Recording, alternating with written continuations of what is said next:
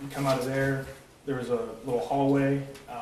There was an opening to like the landing that led to the basement, the foyer. And then it was, what was the master bedroom was immediately past that. Okay.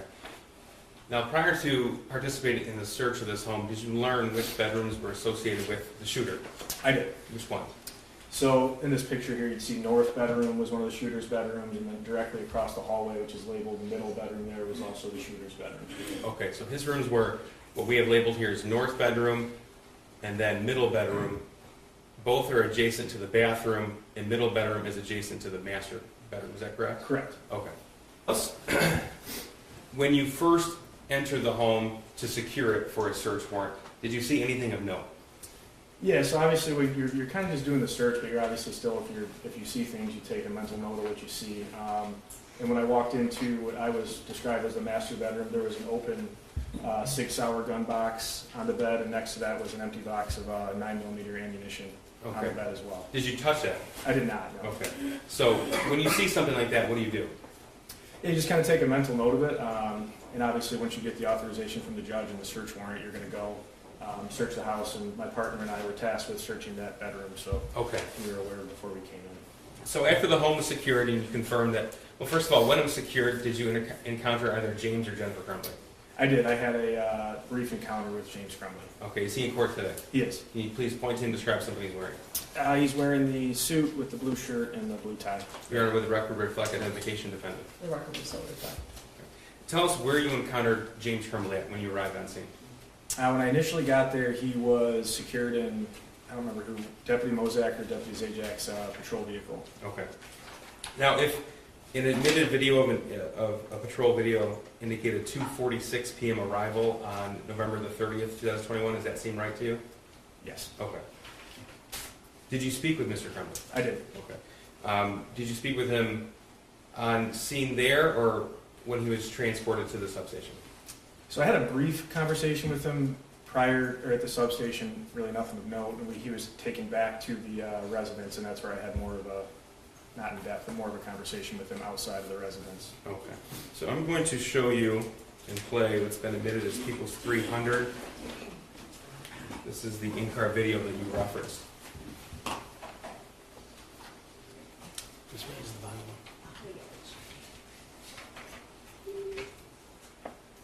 Thank you. Have a seat right now. We get some. Why is she in handcuffs? I don't know. Can you take the handcuffs off from me, please? Carefully hold yourself. Okay, plug in first. It's not going to be long for those handcuffs. I promise. Why am I in a cuff though? Until we can figure out everything. This hurts. Like it really hurts. Hold on, what's that? Why am I in your cuff? I don't know. I don't know. I asked him the same fucking thing. They didn't do anything.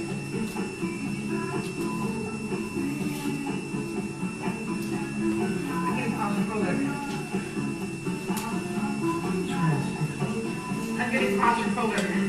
Honey, don't freak out in front of the house. This is going to be a lot better if you don't make this situation.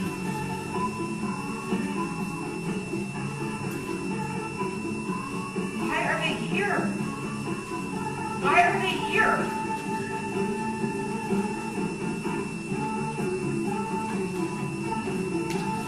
Okay, push my glass in my nose, please. Put chapstick on my lip, please. I have my fucking phone. I'm so confused. Why are you in fucking handcuffs?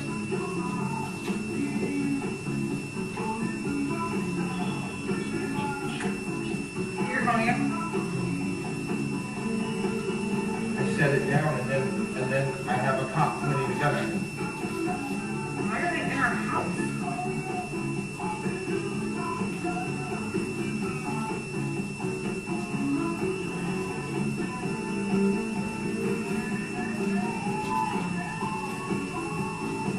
I'm so confused.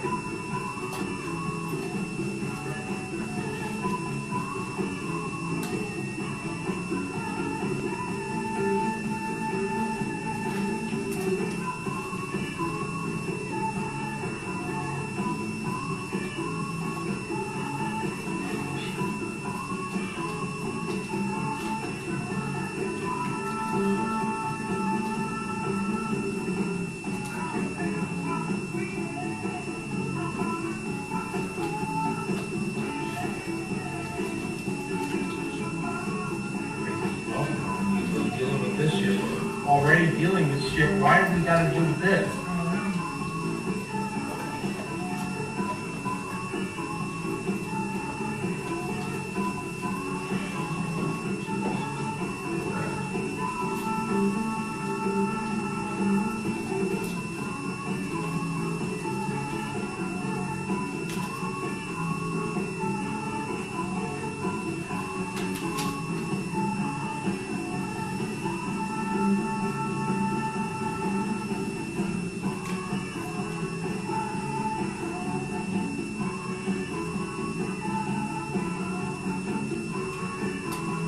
Where's your other gun? In the gun case. Where's that at? In the dresser.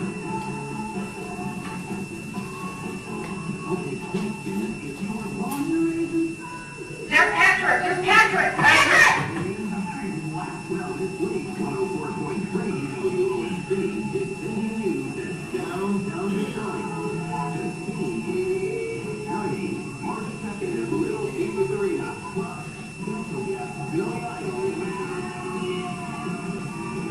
Patrick!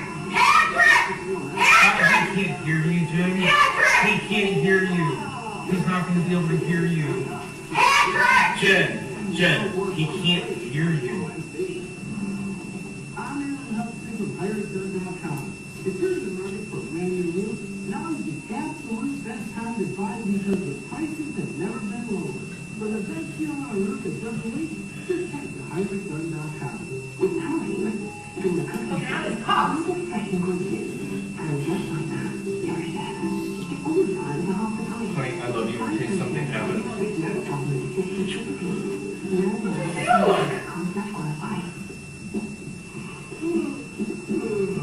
If anything happens, you do not answer any questions without a lawyer.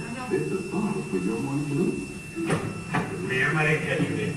It's Jennifer. Jennifer, come on out, wait, hang on. I'm gonna get the handcuffs off.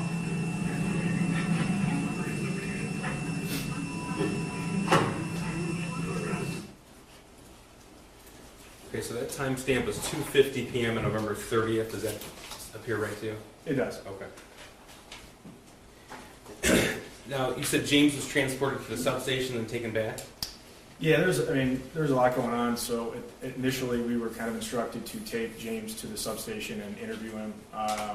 After a conversation with, I believe, Sergeant Bryan, it was determined that he had already spoken with detectives prior to us getting there, so he was taken back to the house while we were waiting for the search warrant to be completed. Okay, so we heard testimony in this trial that Sergeant Bryan began that interview at 1:58 p.m., and this occurred after that, is that right? Yeah, it was after Okay. the initial interview. Did you have some conversation with James about obtaining a search warrant for the home? Yeah, I had a brief conversation with him. Okay. Did you let him know you were looking for firearms? I did, yes. And would that conversation have been recorded on the in-car video system as well? Yes. Okay. I'm going to show you what's been admitted and play for you. Exhibit 204. This is a portion of the in-car video from 3:42 p.m. on November the 30th. Hey, man. Hey, so let me just grab your name real quick. I know you already got it, but I don't know who I'm talking to. Can you just spell it? James, Yeah. you know my middle name too? No, what's your last name? Crumbley, C-R-U-M-B-L-E-Y. What's your phone number? 6483. Okay. So what's going on is we're waiting for, to complete a search warrant, okay? So what we're gonna do is you guys, obviously, while we're waiting to go into the house, we can't have you guys go back in right now, just while we, till we get the search warrant. So you're more than welcome to either sit in here, you're more than welcome to get in your car and hang out until this is done. You're more than welcome to go get a cup of coffee if you want or something, but it's probably gonna be a little while. So it's kind of up to you, but while we're waiting for that, we just ask, obviously, please don't go sit inside the house while we're waiting for everything to be done, okay? In the meantime, can you tell me where those guns are so you don't have to rip your house apart? Is that cool? Yeah, absolutely, absolutely. They're in a gun case. It's, We're at the house, so. and if you go to the very back of the very back of the house. Where like the husky was sitting? Yes. Okay. Yes, and he's nice. Yeah, no, he was nice. And then you guys could just be cognizant of the doors. We have cats. Okay. Okay. But if you go into that back bedroom, there's Okay. a dresser on the left with the TV sitting on. Yep. The very right cabinet door. Okay. Inside of there, there's a black gun case that's Okay. locked. Okay. And then there's some 20, there's only a 20, there's a 22 Derringer Okay. and a 22 Kel-Tec It's locked. pistol. The case is locked. How would we get into that? Do you mind if we get into that? I mean, if you absolutely have to. Is it got like, what kind, is that a combination on It's it? just or- a combination. Okay. Do you mind if we, because we're gonna have to get the guns obviously for now. Yeah. Okay. Do you mind? Okay. Otherwise, I don't want to have to, you know what I mean? Just- No, I'm completely open, and I want you guys to do what you have to do. I mean, 0, 0, Yep. 0, 0, 3 zeros. 4.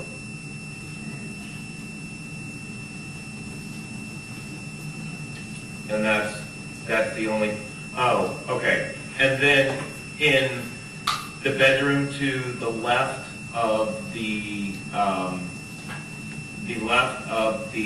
bathroom, Okay.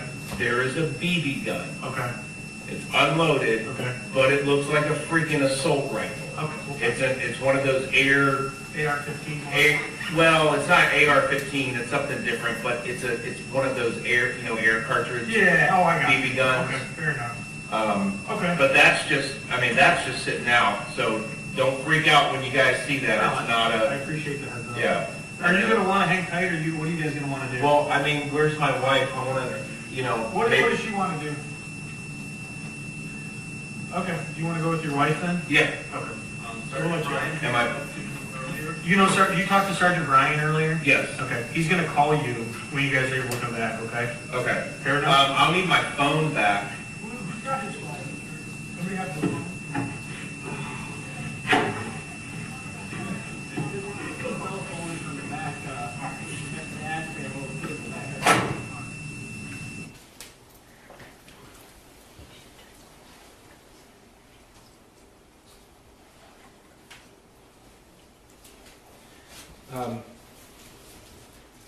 So backing up just a little bit, can you tell us why Jennifer Crumbley was in cuffs? Yeah, there was multiple, there's a few detectives, there's deputies on scene. I didn't take part in placing her in handcuffs. That would have been up to the deputy that put her in And handcuffs. the deputies arrived, were coming right from the school, is that right? Correct. yes. Okay. Just now in this interview with James Crumbley in the back of the car, he told you the combination code was 0000, 4 zeros, is that right? Correct. Did you subsequently recover that safe? I did. Is it 4 zeros or 3 zeros? It was 3 zeros. Okay. Did you come to learn what the default code is for that safe? Yeah, 000. Now, what did you find inside that safe? Yeah, so inside the safe there was a 22 Kel-Tec handgun and a 22 Derringer, which is like a single shot handgun, was inside of the safe when it was opened up. Okay. Once the search warrant was officially authorized by the judge, did you participate in the search of the home? I did. And there are actually 2 occasions on which detectives entered the home with authorization from the search warrant, is that correct? Correct. So once was November 30th, the evening of the shooting, and their time was December the 13th? Correct. Okay, both 2021. Correct. obviously.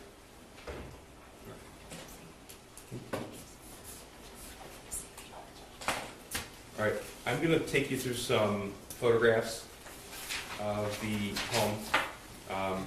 First of all, prior to a search warrant being executed of somebody's residence, are photographs taken? They are. Are they taken before or after the home is searched? Before. Okay. So any photograph received from November the 30th of 2021 was taken before the room was searched by a detective? That's correct.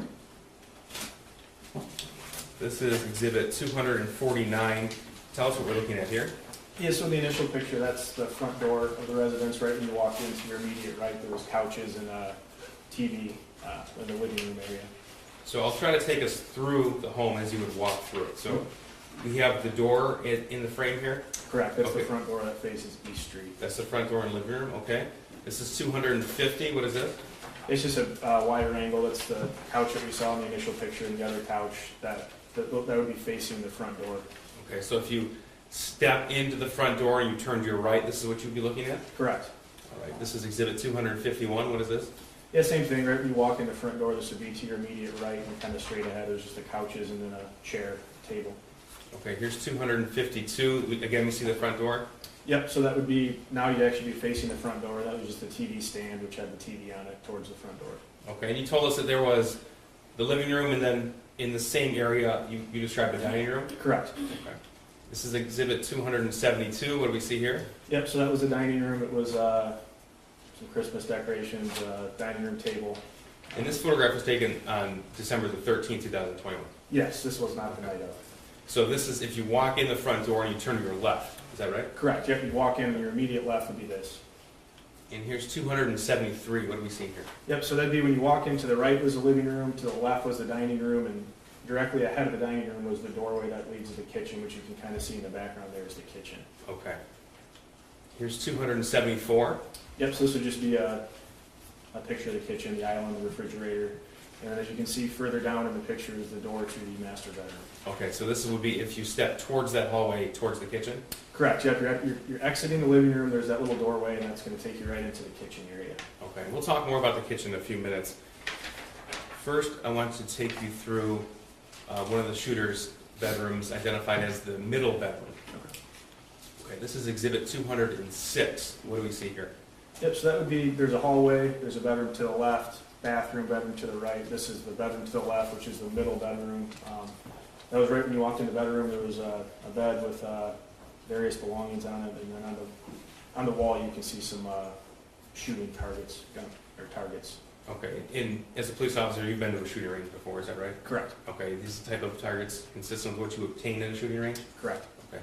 And this photograph was taken November the 30th, 2021? Yes. This is exhibit 207. Are we in the same room? Same room, just off the bed there was that desk with a TV, just things all over the floor. That was the natural state of the bedroom we got in the house. When you say natural state, that's before the detective searched it? Yeah, correct. And this plywood right here, can you tell us about this, please? Yeah, so that part of the bedroom actually leads, that would have been a window that would have gone to the master bedroom. I believe the master bedroom is probably an add-on, so that would be a window that would lead you to the master bedroom. Okay, so we're making sure we're oriented. This middle bedroom is adjacent to both the master bedroom on one side and then the bathroom on the other? Correct. Okay. This is exhibit 208. Is the same room from a different vantage point? Same room, yep. Just another little dresser there, the closet on the left. Okay. Exhibit 209. Same thing, just the various things on the floor, clothing, the chairs, same bedroom. And exhibit 210. Yep, same bedroom, just kind of an outer shot that shows the whole bedroom there. Sir, as a detective, tell us why it's important for someone to capture the natural state of something from different angles. Yeah, so I mean, when you conduct a search warrant, obviously you want to be cognizant of the fact that that's someone's house. You don't want to tear the house up, but I mean, you're going to go through the house and things are going to get moved around. Do your best to clean up afterwards, but when you want a picture of this can show you what the house looked like right when you walked in. Nothing was changed and what the livable conditions were when we got there. Okay. And is that also why you would take multiple pictures of one bedroom just from different angles? Correct. Yeah, just so you could get a full shot of what was actually going on inside of the bedroom. This is exhibit 211. Is this also the middle bedroom? That is it. That's the closet in the middle bedroom. Exhibit 212, same closet? Same closet. You can see there in the bottom on the chair was the butt of the, which Mr. Crumbley described as like the rifle-style BB gun. Okay. We'll get to that in a second. This is exhibit 213. What do we see here? Yeah, those are the targets I described earlier. They're visibly been used. They have bullet holes in them, multiple bullet holes in both of them. That was on the wall right next to the bed, the shooter's bedroom. This is exhibit 214. Yeah, same thing, just a different angle. That's the bed to your far left, and then the used shooting target on the top right corner. If there were any other posters or pictures on the wall, that would have been depicted in the photographs of detectives. Is that right? Correct. This is exhibit 215. There's a picture of the bed. There was clothing, some school books, the knife on the bed there. There was tons of different stuff on the bed. And so where the targets that were on the wall, they'd be just where this photograph cuts off at the top. Is that right? Yeah, just above the bottom. Okay. The top part of the target would be, or of this picture, where the targets would be. Okay. Here's 216. What are we looking at here? Yep. So that's like a nightstand just off the bed. various things on the nightstand. And 242, this is a closer version, a closer photograph of the items on the nightstand. Yep, correct. It was various spent shell casings, looks like various caliber spent shell casings inside the plastic container, which was on the nightstand, which was directly next to the shooter's bed. And this is exhibit 243. You mentioned the butt of the rifle of that gun in an earlier photograph. Is this what you're referring to? Correct. When I was speaking with James earlier, the video you played earlier, he kind of described that was the one he told me not to be freaked out about. It was the BB gun rifle that was on in the shooter's bedroom on his computer chair, and that's how it was when it was found. This is exhibit 244. What's this? So that would be part of the dresser there that the TV's on. He had there was a notebook there, pencils, stuff like that. His wallet, that was on the TV stand. In the middle bedroom still? Correct, so the middle bedroom. Okay. And 245, same drawer, different angle? Yeah, correct. Looks like there's a lighter. I believe those are fireworks of some kind. And just another notebook, and that was also in the middle bedroom on the dresser there. And exhibit 246, we're still in the middle bedroom? Yep, still in the middle bedroom, so that's going to be right at the front of the bed. It's a bottle, it looks like it's an empty bottle of Canada House, which is bourbon whiskey, at the end of the bed. Now I'm going to move on to the north bedroom. This was identified as the shooter's other bedroom? Correct. Okay, so this would be the bedroom on the other side of the bathroom? Yep, so when you came out of the kitchen, you made that right. It was a small hallway. Straight ahead was a bathroom. To the right was going to be the bedroom we're going to see now, which I think is the north bedroom. And to the left was that middle bedroom, is what you guys just saw in the pictures there. Okay, so here's exhibit 217.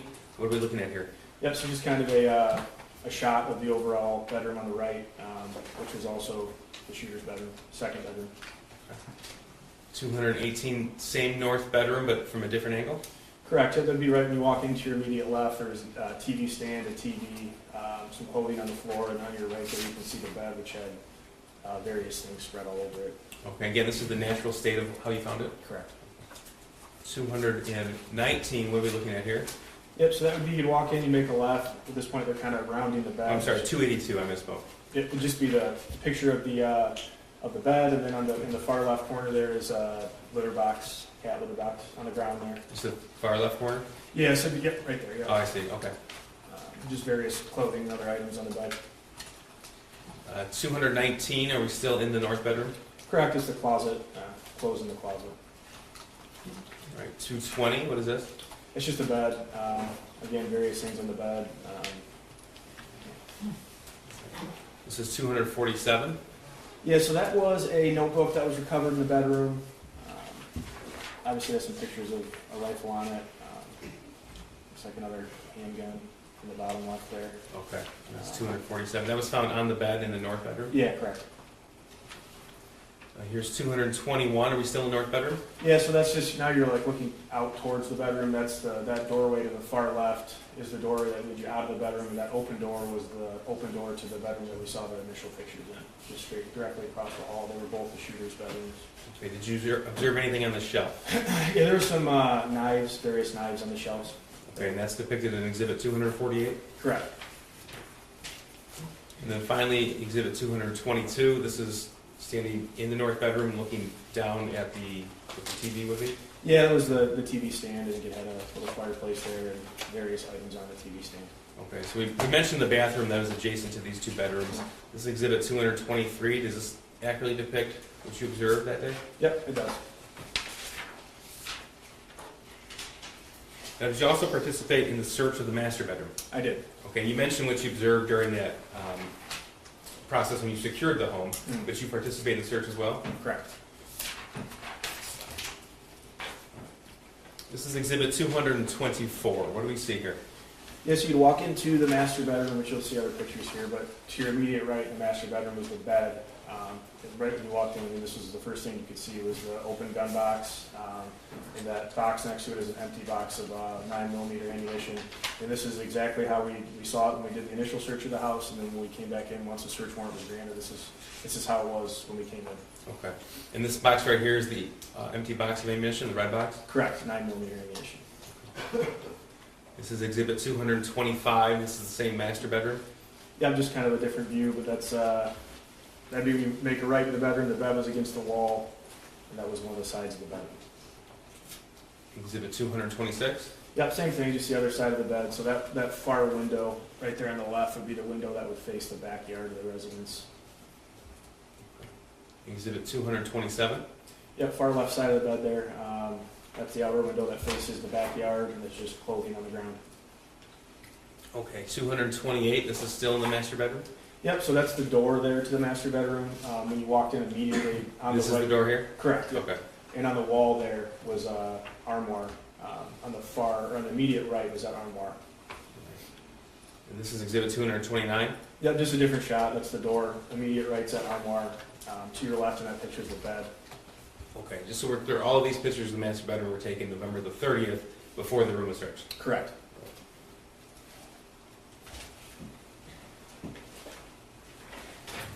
Was the TV stand searched as well? It was. Okay. And that's where James told you to look for the .22 caliber firearms? Correct. Exhibit 230, this is the TV stand I'm referring to? Yep, so that was what James had described when I spoke with him. That's the TV stand. Right when you walk into the bedroom, to your immediate left was that TV stand, multiple drawers, there had a TV on it. And then the door you're seeing, there was like a sliding glass door that would lead you to the outside backyard of the residence. This is Exhibit 231, this is just straight on view. Correct. Exhibit 233, this is angled to the left. Correct. All right, 234, what are we looking at here? Yep, so that TV stand we just saw, the furthest right door, that was opened up, and that was where the gun box was, or the gun safe was located right there on the top shelf, as it is in the picture there. And that was recovered by you? It was. Okay. And did you use the code 000 to open it? I did. It wouldn't open with that? It did. Was ammunition found on that shelf as well? Yep, so when the gun box was removed from there, there was 2 magazines, the holster. It's kind of hard to see, but you can see there's a box of ammunition there in the back. Okay. You say holster, what we're looking at, the object on the right, that's the holster? Yeah, it's like a cloth holster, black cloth holster. This is Exhibit 235. 236, were those items from that right drawer taken out and put on top of the TV stand? Yep, so at this point they were removed from the picture you just saw. They were put on top of the TV stand. On the left there you can see the 2 magazines, gun magazines up, and then there's the bag with the ammunition in it. And then I think to the right there's the box for the ammunition. Okay. And that's .22 caliber ammunition? Correct.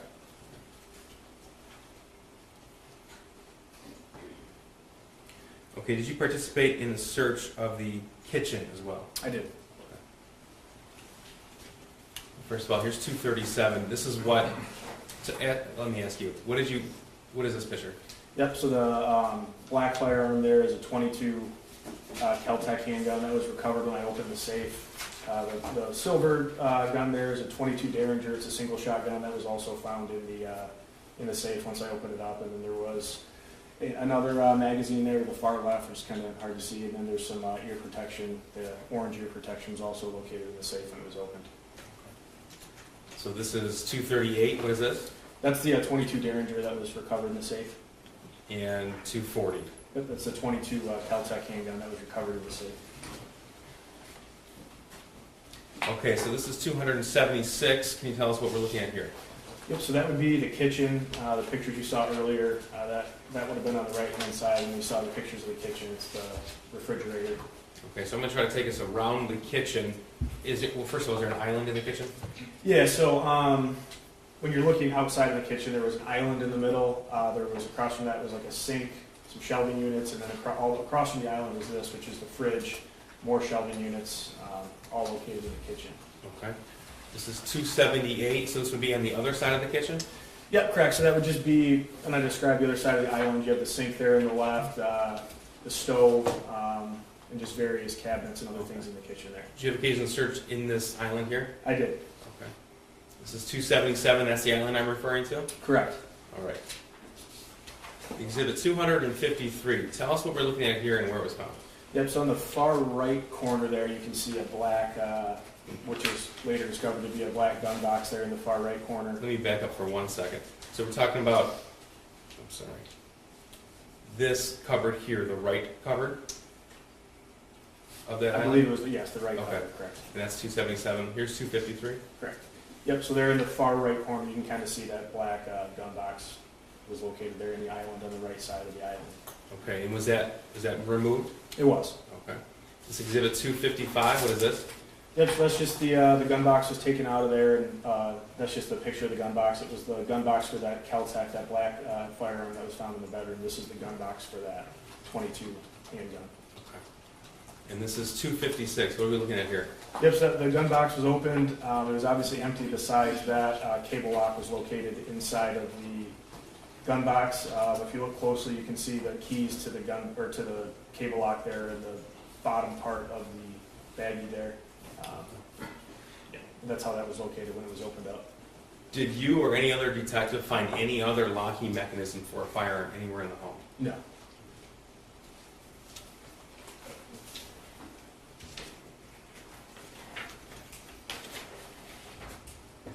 You want to say this, the gun box next to the blender, what kind of a gun box was that?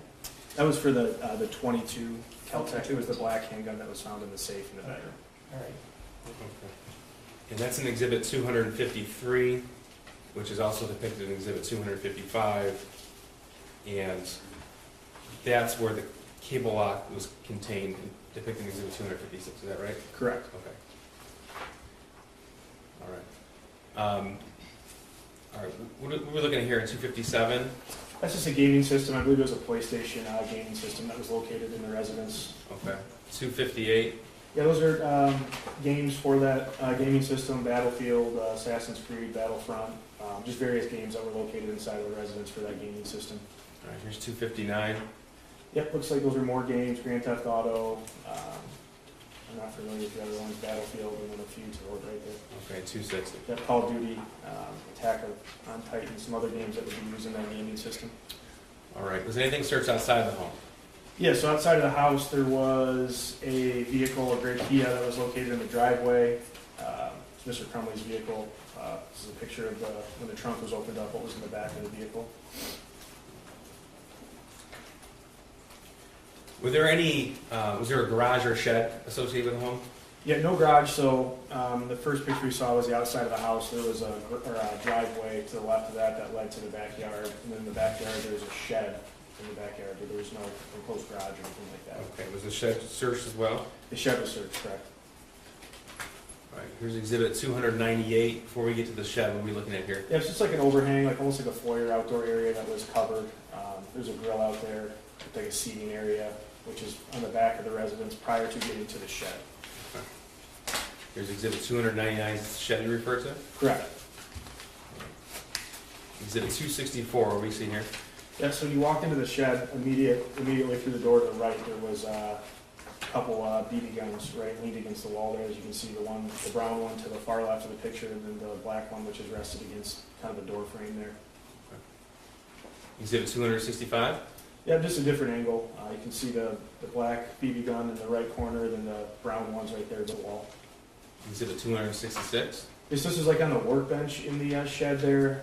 There was some BB guns recovered. That's like a Uzi style BB gun that was sitting on the bench when we went inside of the shed. Exhibit 267? Another BB gun, it's like a 357 style BB gun that was seated on, same thing, right by that Uzi there, right, we walked in, there was a big bench, and that was on the bench when you walked into the shed. Okay. Here's exhibit 268. Yeah, so you can kind of see the work area there in the back where the BB guns were recovered. This is just kind of an outer shot of some of the chairs and the floor of the shed. 269, where are we looking at here? Yep, so that was outside of the shed. It was various CO2 containers which are used to shoot BB guns, pellet guns on the ground there. Okay.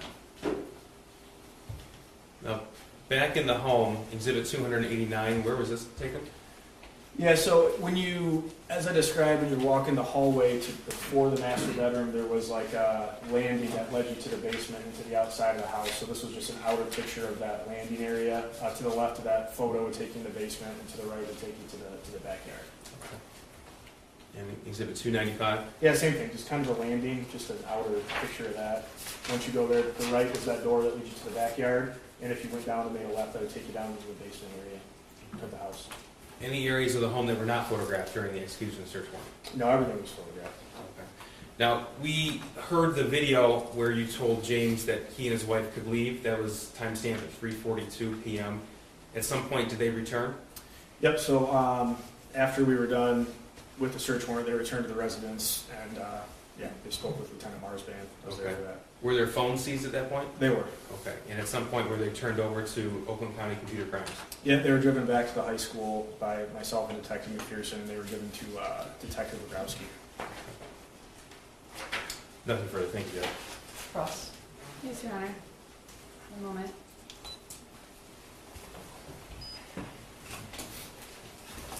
Good morning. Morning.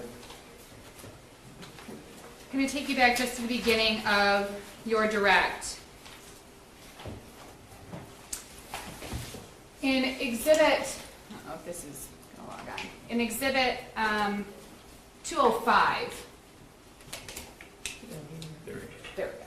Exhibit 205 is the map that was drawn, excuse me, the map that was drawn of the Crumbley residence. Correct. And this is of the interior of the residence, you agree? Correct. Now, you also looked at the exterior of the residence because you went in the shed in the backyard, correct? Correct. And if you recall, it's a fairly deep lot.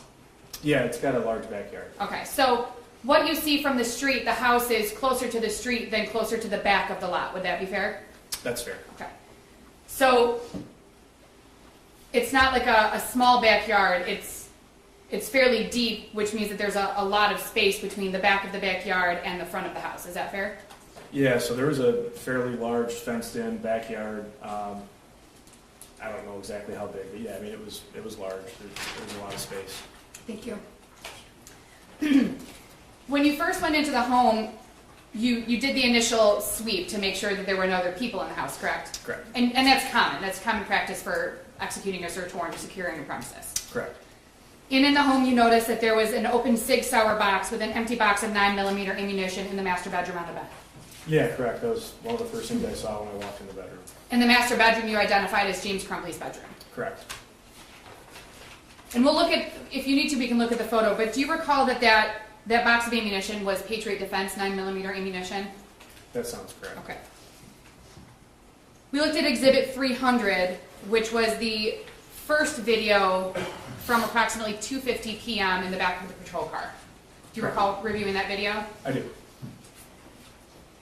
You would agree that as James's wife is being placed in the patrol car with handcuffs, James is obviously distraught. He's asking questions like, why are you in handcuffs? Why is she in handcuffs, Judge, I'm correct? going to object to the form of the question of obviously distraught. I don't think he's able to give that sort of testimony. Were you able to observe his demeanor?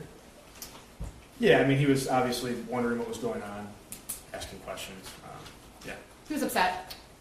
I mean, I don't really know him. I mean, he was asking a lot of questions. Yeah, Trying to figure out what was going on. correct. You watched the video more, and you reviewed that video prior to coming in today, correct? The in-car video, Yes, the Exhibit 300. I've seen the video before, Okay. correct.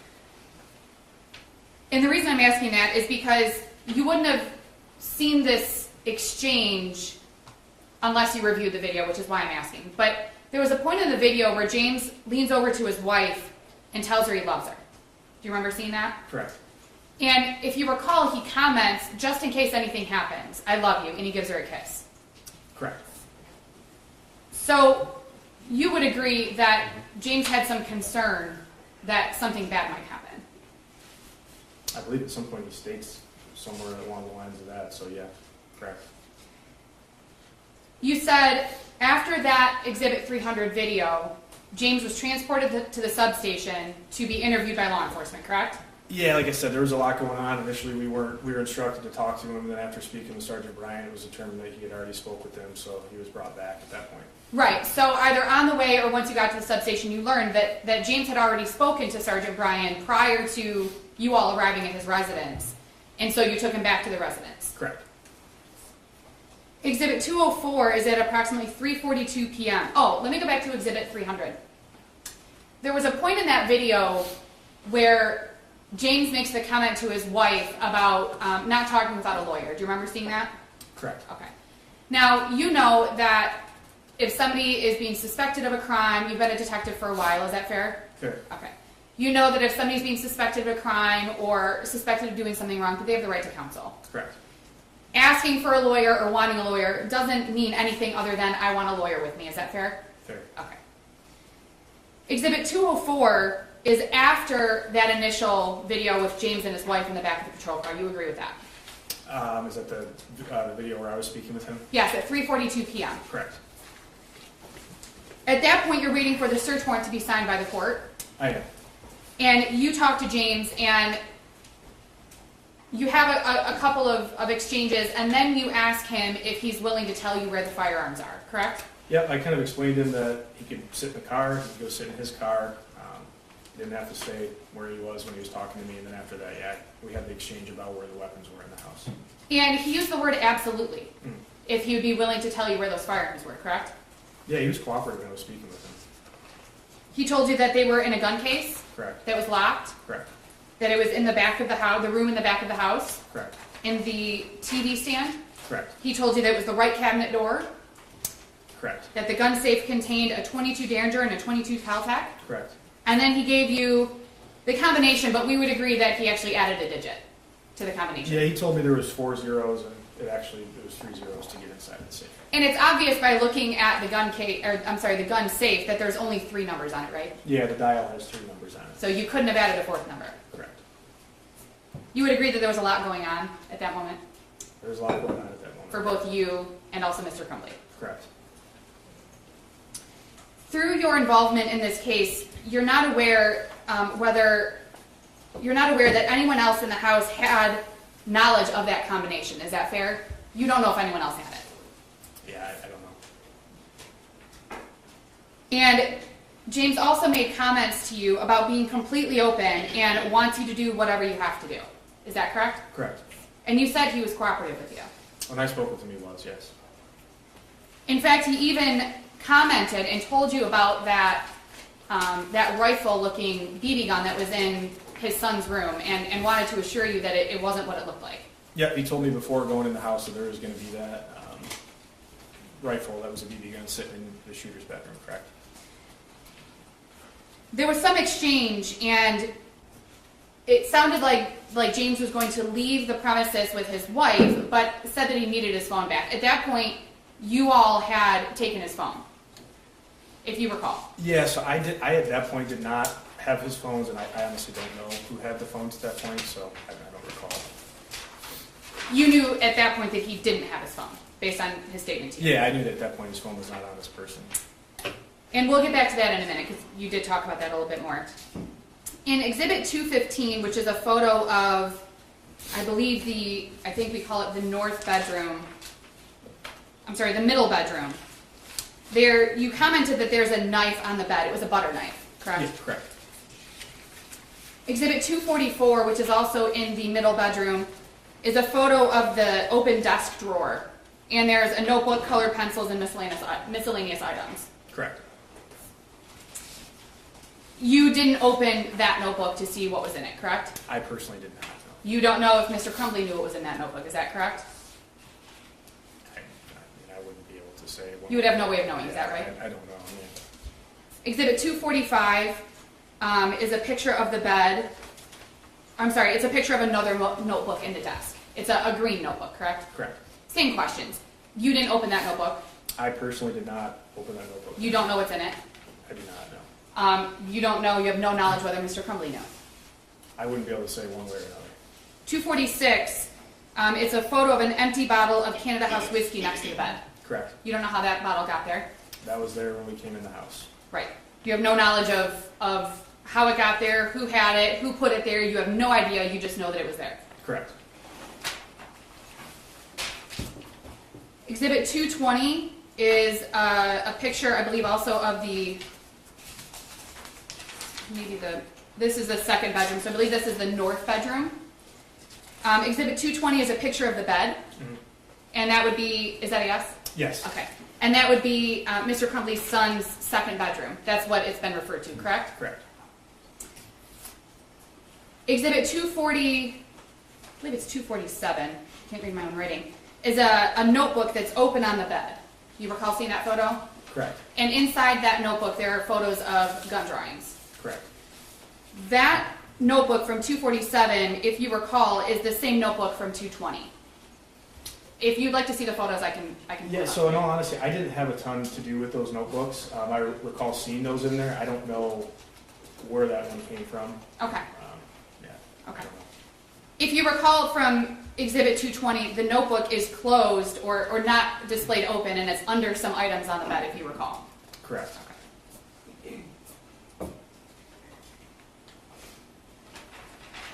So you didn't open that notebook, you didn't go through that notebook, you have no knowledge of what was in that notebook other than what's in the photo. Yeah, I didn't personally at that time go through the notebook. And again, through your involvement in this case, you have no knowledge whether Mr. Crumbley was aware of what was in any of those notebooks. Yeah, I don't know. In Exhibit 235 is the gun safe, or I'm sorry, that is after you've removed the gun safe from the TV stand in the cupboard. Yeah, I saw a lot of, I don't know what picture you're referring to, I'm sorry. I saw a Yes, lot of let me pictures see if there. I can find it. Are you referring to the one that was recovered in the kitchen? No, this is the actual gun safe that was recovered in the, actually, you know what, let me do it this way. I Yeah, have a let me see. hard copy of it. It'll be easier for me to get to. May I approach, Your Honor? Sure. Thank you. I might also ask about 236, so I'm going to bring them both to you. Okay. You're welcome. Yeah, so 235 is the picture of the master bedroom. It's the dresser where the gun safe was recovered from. At this point, the gun safe had been removed. And all of this that you're seeing, the magazines, the gun holster, and the bullets in the background were below that safe that we took out from there. And those magazines, the two magazines, those were empty. They were. When you say below, they were underneath or on the lower shelf? Yep, no, so the gun safe was recovered on top of all that. Oh, So at this okay. point, this picture is showing once the gun safe had been taken out, and that's below that. And 236, if you could look at 236, that's a picture of the magazines and the ammunition that was removed from that cupboard, correct? Yeah, so at this point, everything was taken out and photographed on top of that TV stand there. It's the two magazines, the bullets inside of the bag, even the box that the ammunition was in. And I just wanted to confirm that those were the same magazines that were inside the cabinet. Yeah, correct. So those were empty. They were empty. May I approach, Your Honor? Sure. Thank you. Thank you, Detective. Thanks.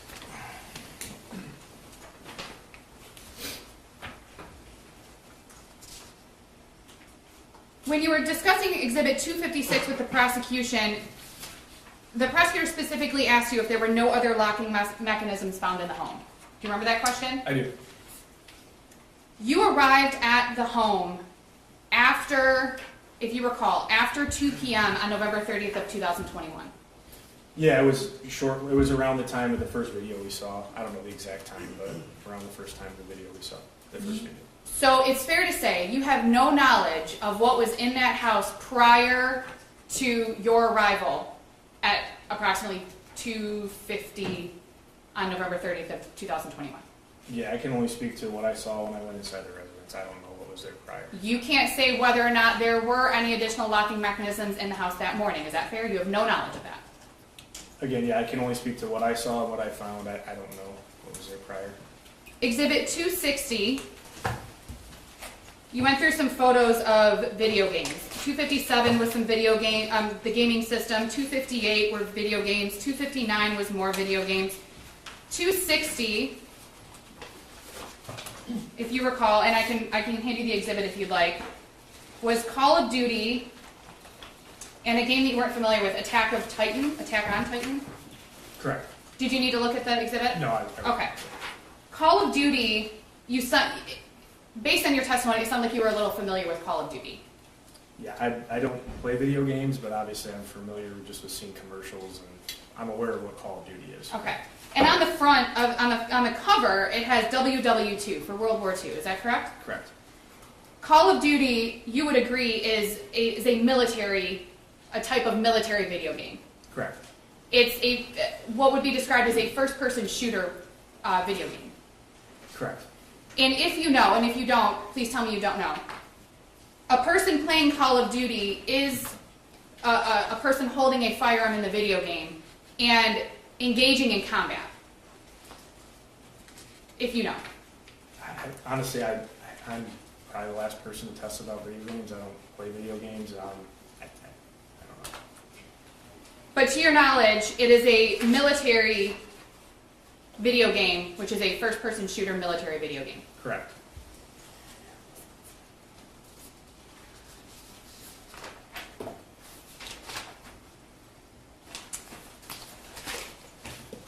At the end of your direct testimony, you discussed that the prosecutor asked you if James Crumbley's phone was seized, correct? Correct.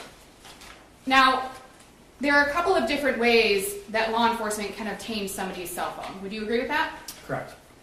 You can get a search warrant and take it from them, right? Correct. They can hand it to you, right? Correct. You can say something like, you can give it to me or we'll get a search warrant, and they can hand it to you, right? Correct.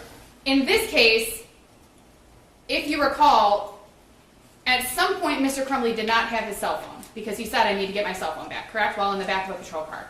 Correct. At some point he got his cell phone back. I didn't have any exchange with him after that about the cell phones. Honestly, I don't know Okay. if he got it back. Now, do you recall that, and if you're not aware, just let me know, are you aware that there was some conversation about James and his wife giving their phones to law enforcement and them having to obtain some sort of another phone to be able to communicate with their family? Yeah, so at some point, Lieutenant Marsban showed up at 112 East Street, and he had a conversation with James and Jennifer about the cell phones. I don't know the specific language of the search warrant, but the phones were given to Marsban, who then he provided to me and my partner, and we took them back to the high school. And if you recall, there was also some discussion about how James and Jennifer could obtain kind of a temporary phone so that they would be able to communicate with people while law enforcement had their phones, if you recall. Yeah, that was a conversation I had with Lieutenant Marsban. I don't remember the specifics of the conversation, but I know they did have a conversation about the phones. Okay, so you just know that there was a conversation that occurred where it was discussed with James and Jennifer how to obtain like a temporary phone, like a track phone or something like that. I don't know the specifics of the conversation. I just know that they did have a conversation about it. Okay, thank you. No further questions, Ron. Just quickly, thank you. Detective, did James ever once tell you that the 6-hour 9mm used to commit the Oxford High School shooting was ever locked up? He did not. Okay, nothing further. You may step down. Who's the next one? Can I check in the hallway very briefly, Judge? Yeah, can you give me an estimate of the length? Do you guys need a break? Are you okay? Is it long, She's short? a shorter witness, but I think we're signaling we need a break. You want a break? Okay, 10 minutes. Okay. All rise for the jury.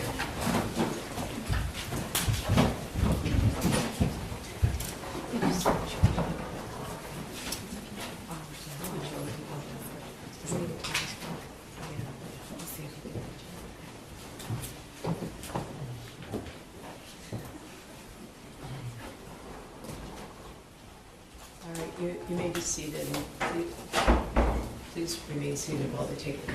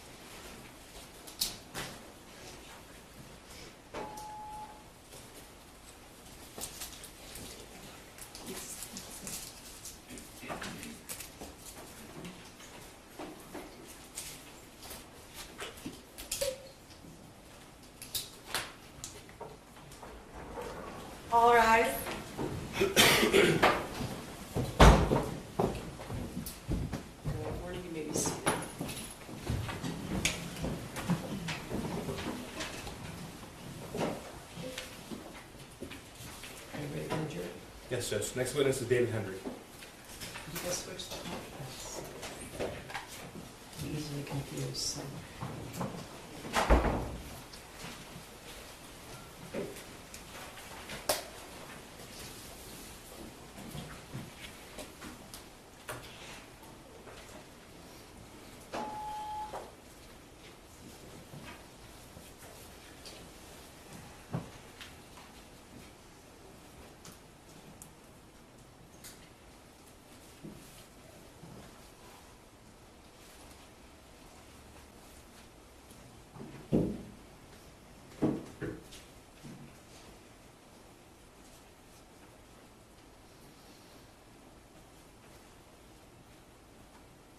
It's on.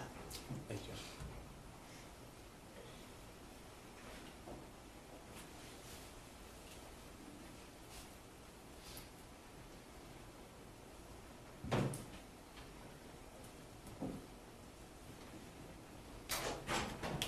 All rise for the jury.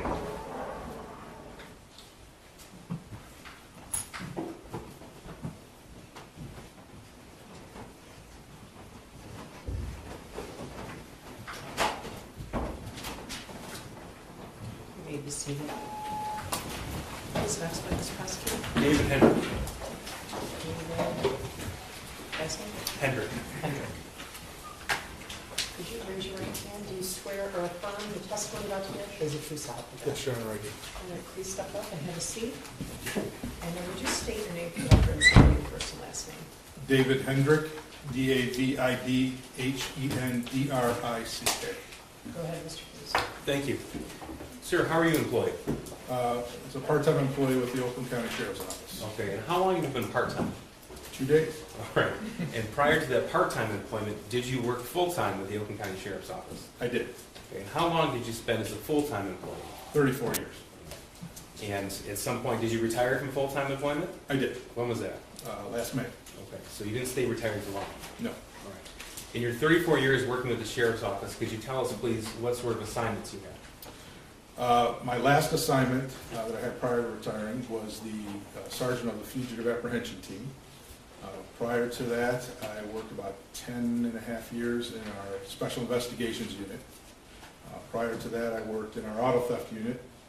All those were as sergeants. Okay. Prior to getting promoted to sergeant, I worked in our Auto Theft Unit as a deputy and at one of the substations as a substation detective for a few years. Okay, the Special Investigative Unit, that's what Detective Lieutenant Tim Willis heads up right now, is that correct? That is correct. Okay. I want to talk to you specifically about your time with the Fugitive Apprehension Team. First of all, tell us what exactly that is. It's a team consists of a sergeant and 7 detectives who are responsible for locating people with felony warrants or who are wanted for serious crimes that they have been alleged to have committed. Those requests that come in are either from our substations at the Sheriff's Office or other agencies throughout the county that request our assistance. Okay, and forgive me if I've asked this, but how long did you spend with the Fugitive Apprehension Team? About 6.5 years. Okay, and that was as the sergeant? Yes, sir. So you would be the individual leading the team? That's correct. All right, and how many members of the Fugitive Apprehension Team were there? I had 7 plus myself. Okay. Is that the role that you had in November and December of 2021? It is. Is it fair to say that all of the individuals on the Fugitive Apprehension Team work as a group? Yes. All right. I want to direct your attention to the days after the Oxford High School shooting of November the 30th, 2021. First of all, do you remember that day? I do. Okay. Were you working that day and that week? Not that specific day, I was out of town, but the rest of the week, yes. Okay. At some point, were you requested to locate James and Jennifer Crumbley? We were. And tell us how that happened, please. I believe it was December 2nd. Lieutenant Willis asked me to attempt to locate both of them. Okay. And if I told you they were formally charged on Friday, December 3rd, does that sound right? Yes. Okay, so Detective Willis sitting at the table here asked you to locate them? Yes. What information did you have at your disposal when you were given this assignment?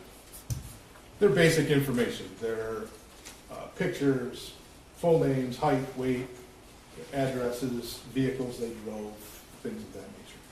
Were you made aware that their phones were seized on the evening of November the 30th? Yes.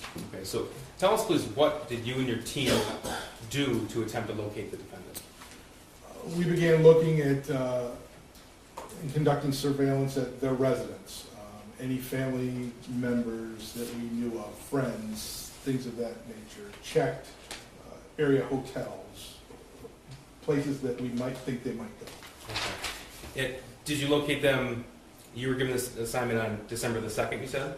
Yes, Did you locate them that day? we did not. Were you able to identify where they had stayed from November the 30th until that point in time? We had identified a hotel they had stayed at. I don't specifically remember the name of the hotel, but Okay. any hotel. That's fine. When you received that information, what did you do? We checked with the hotel staff to find out whether there were still guests there, whether they had checked out, and in fact, they had checked out. Okay. So after you learned that they had checked out from that hotel, what happened next? We continued to check area hotels, surveillance of any known locations, and eventually we located a vehicle that belonged to them at a hotel in Auburn Hills. Okay. And when you identified this vehicle belonging to either James or Jennifer Crumbley, what happened next? I pulled all of the team to that location and we began constant surveillance on that vehicle to check and see if they would come back for it. Was that on Thursday, December the 2nd, or Friday, December the 3rd? That was on Friday, December the 3rd. Okay. And did either the defendant or his wife come back to the vehicle? They did not. Okay. And tell us, please, what's happening at that point in time? At that point, we're still trying to locate them. We're still, again, checking anything, social media, anything we can find to try to locate them. Okay. And were you able to at that point? No, we did not. All right. Tell us what happened next. At some point late in the evening, and I don't remember the exact time, we were made aware that their other vehicle had been located in a parking lot by the Detroit Police Department. Okay, so this is late in the evening on Friday, December the 3rd? Correct. Okay. Did you come to learn that they were formally charged at noon on December the 3rd? Yes, Okay, so earlier that same day? correct. All right. When you learned that they were charged, what did you do personally? Myself and one of the other detectives went to what we learned was their attorney's office and checked the office parking lot or surrounding parking lots to see if their vehicle might be there. By chance, they would be in the office with the attorney. Upon not finding the vehicle, we went in and made contact with one of their attorneys. Okay. And without telling us what was said in that conversation, did you find either James or Jennifer Crumbley there? Did not. Okay. And at that point in time, they had the same attorney, is that correct? It's my understanding, yes. Okay. And so would that have been before noon on December the 3rd or after noon, December the 3rd? It was afternoon. Okay, so after they were charged? Yes. All right. And backing us up a little bit in the timeline, it was after that the vehicle belonging to one of the defendants was recovered? Yes, several hours later. Several hours later. Okay, thank you. Later that evening, Friday, December 3rd, what did you learn? That the vehicle was located in the parking lot in the business in Detroit. Okay. So another vehicle belonging to either James or Jennifer Crumbley was located in Detroit? Right. All right. Tell us what happened next. At that point, I left one person sitting on the vehicle in Auburn Hills, just by chance they came back to it. And the rest of the team and myself went to Detroit to attempt to locate them somewhere in the area of the vehicle. Okay. The law enforcement personnel involved in this endeavor, was it contained to just the 7 of you? No, sir. Okay. Tell us what you encountered when you went to the location where the vehicle was found. Originally, when we got there, there were several Detroit police officers that had the street blocked and had the car secured in the parking lot. As we searched the area, because we had no idea whether they had walked away from the car, they were in the building, we didn't know at that point. So we were searching the area, more and more law enforcement officers arrived. Officers from the U.S. Marshals arrived to assist us, the Border Patrol, the Michigan State Police, more Detroit Police, all arrived on scene. Okay. After the exterior of the location was searched, and I take it no one was found then? Correct. Okay, what happened next? We formulated a plan to begin searching the building. It was a 3-story industrial building. We had several officers on site, so at that point we decided to begin going room to room and search the entire building. Okay. I'm going to show you what's been admitted as People's Exhibit 307. This is a photograph, sir. Do you recognize what's in this photograph? I do. And tell us how. That is the industrial building where the vehicle was located in the parking lot. Okay. So the parking lot would be behind this chain link fence to the Yes. right of the photograph? Correct. Okay. And did you and your team participate in the physical search of the interior of this building? We did. Okay. And now, contained to the interior of the building, again, was it just the 7 of you, or other law enforcement personnel involved as well? Oh, several law enforcement officers. All right, tell us about that, please. The plan was formulated that the Detroit Police Department would search the first floor of the building. The rest of the teams that were there, we took on the task of searching the second and third floor of the building. Okay. Now, was this done in secret, or is this out in the public, as far as the knowledge?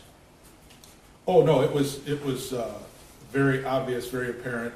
There was dozens and dozens of officers. We went room to room. At some point, we had obtained keys to some of the rooms. When we had those keys, we were able to unlock the door, announce our presence, go in and search every place in the room that could potentially hide a human being. Other rooms, we did not have keys for, and we were forced to force our way into those rooms. When you say force our way into the rooms, can you describe what that looks like? Yeah, there are several tools that are used to what's called breach or force a door open. There's a long Halligan-type pole like a fireman would use. You jam it into the door frame and pry the door back and get the lock to sometimes pop. If that doesn't work, we have a 35-pound battering ram, and we will batter the door lock mechanism until the door opens. Okay. Is that a quiet endeavor, or is that loud? Well, it's very noisy. So, specific to the 3 floors in what's the building depicted here in 307, which areas did you and your team search? The second and third floor of the building. Okay. And was anybody located in those searches? Not on the second or third floor. Okay. At some point, were you made aware that James and his wife were found on the first floor? Yes. Were you involved in the actual breaching of that room and the arrest? No, that was handled by the Detroit SWAT team, I believe, handled that door. Okay, and they had already been assigned to the first floor? Yes, sir. Okay. And tell us what happened after that occurred. As soon as the SWAT team entered that room and searched it and discovered the Crumbleys in that room, they were taken into custody by Detroit, and then they were turned over to my team, who took custody of them and transported them back up here to Oakland County. Okay. Do you recall the approximate time that occurred? Probably 1:30, 1:15, somewhere. It was after 1 o'clock in the morning. In the morning. So we're talking Saturday, December the 4th. Yes, sir. And is James Crumbley in court today? He is. Can you please point to and describe something he's wearing today? Gray suit and headphones. Your Honor, would record reflect the identification of the defendant? The record will so reflect. Thank you. Nothing further. Ross? Yes, Your Honor, thank you. Good morning. Good morning. Your involvement began on December 2nd of 2021, is that correct? Yes, ma'am. You were out of town on November 30th. Is it safe to say you were aware of the shooting that occurred at Oxford High School on November 30th prior Yes. to your involvement? Yes. Now, your involvement was as the sergeant of the Fugitive Apprehension Team. Correct. It's also called FAP, is that correct? Correct. You testified that unit is responsible for locating people with felony warrants or wanted for serious crimes. Correct. Your unit did not get involved in all felony warrant arrests, is that fair? I'm not sure I understand what you mean. Sure. All felony warrant arrests in Oakland County, your unit did not go and arrest everybody who has a felony warrant. Is that fair? That's fair. Okay. And your unit did not get involved with all crimes that people were arrested for. Is that fair? That's fair.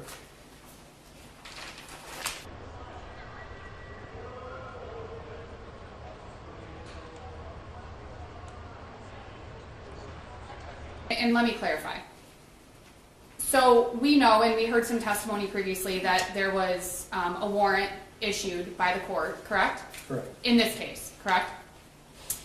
And based on your experience, you were a law enforcement officer for 34 years, you were a detective for a number of years. You know that somebody who's accused of a crime and charged can walk themselves into a court, correct? Correct. With or without an attorney, right? Correct. And that includes for felonies. Correct. Their attorney, you're aware that there have been times where their attorney has arranged, sometimes with the detectives, sometimes with the prosecutor's office, in various ways. Their attorney can arrange for them to be turned in to the court or the police department on a specific day and time. Is that fair? Sure. The other ways are involving your former unit, Correct. and that's done by law enforcement. The attorneys don't call you up and say, hey, can you come get my client? That's the police who say, go get this person. Correct. And then obviously other agencies can get involved with our other arrests as well. Is that fair? Yes. In this situation, your involvement was requested prior to Mr. Crumbley being charged. Yes. You testified that your involvement was December 2nd of 2021. Yes. You were contacted, and I don't know if this was clear, you were contacted by Lieutenant Willis. Yes. He contacted you on December 2nd of 2021 and asked you to locate James and Jennifer Crumbley. Yes. Now, did you learn as part of your involvement or as part of getting that initial information that there were some concerns? Well, let me go back. You're aware that after the Oxford High School shooting that people were scared. Is that fair? I'm talking people in general. Possibly, I would assume. Angry, Sure. upset. Sure. It was very public what had happened on November 30th of 2021. Yes. The shooter's name became public shortly after the shooting. Yes. If you recall, and you may not know, but if you don't know, please say you don't know, that Mr. and Mrs. Crumbley's residence was made public. That I don't. Did you learn during your involvement in this case that there were some concerns over the safety of James and Jennifer Crumbley because they were the parents of the Oxford High School shooter? I was never made aware of that. So all you were made aware of was that James and Jennifer Crumbley needed to be located. Yes. And the first place you went was their residence. Yes. They weren't there. Correct. You eventually determined and learned that they had been at a hotel in Auburn Hills from November 30th to December 3rd, the morning of December 3rd. I'm not sure if they were there that entire time, but that's where we ended up finding the vehicle, was at that hotel. And did you also learn through your involvement that they registered at that hotel in Jennifer Crumbley's name? I don't specifically remember whose name it was.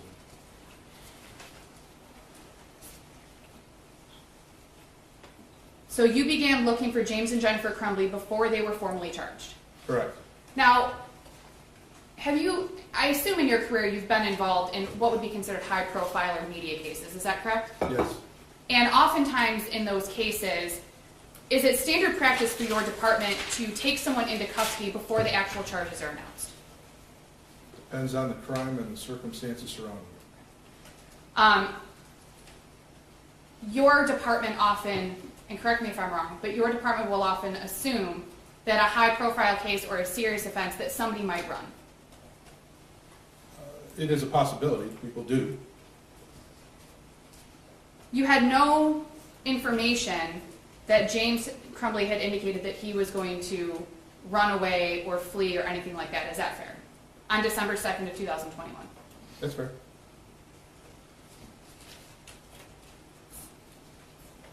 You were aware that James and Jennifer Crumbley did not have their phones after November 30th of 2021 because they had been either given to or taken by law enforcement, but law enforcement had them in their possession. Yes. Did you also learn during your early involvement in this case, or at any point, that James and Jennifer Crumbley had obtained track phones or pay-as-you-go phones or things like that?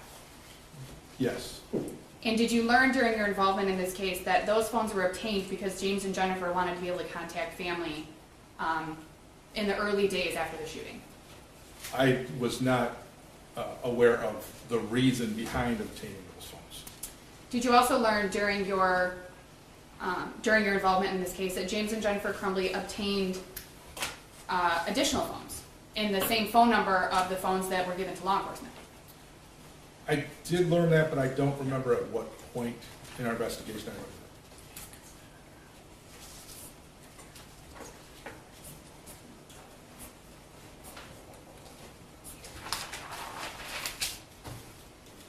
Said that charges were formally announced at approximately noon on December 3rd of 2021. that. That's my understanding, yes. You do not know whether or not James and Jennifer knew that those charges had been formally announced. Is that fair? That's fair. You said that you went to James and Jennifer's attorney's office and you talked to an attorney. I did. That was not me, correct? It was not. Some hours later, you were notified that that one of their vehicles was located in a business parking lot in Detroit. Correct. It was not a parking garage, is that fair? Yes. It was not underground parking. No. It was not indoor parking. No. It was a gated parking lot. We can see the fence in the photo, correct? Correct. There weren't boxes or branches or anything covering their vehicle. Their vehicle was in the parking lot. Correct.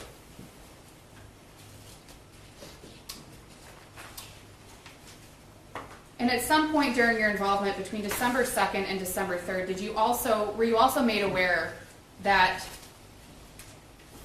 there were going to be some attempts to do an alternative to what we talked about earlier when it comes to turning somebody in, that Mr. Crumbley may be walking himself in to be arraigned on the warrant after he'd been made aware of it, if you recall those conversations?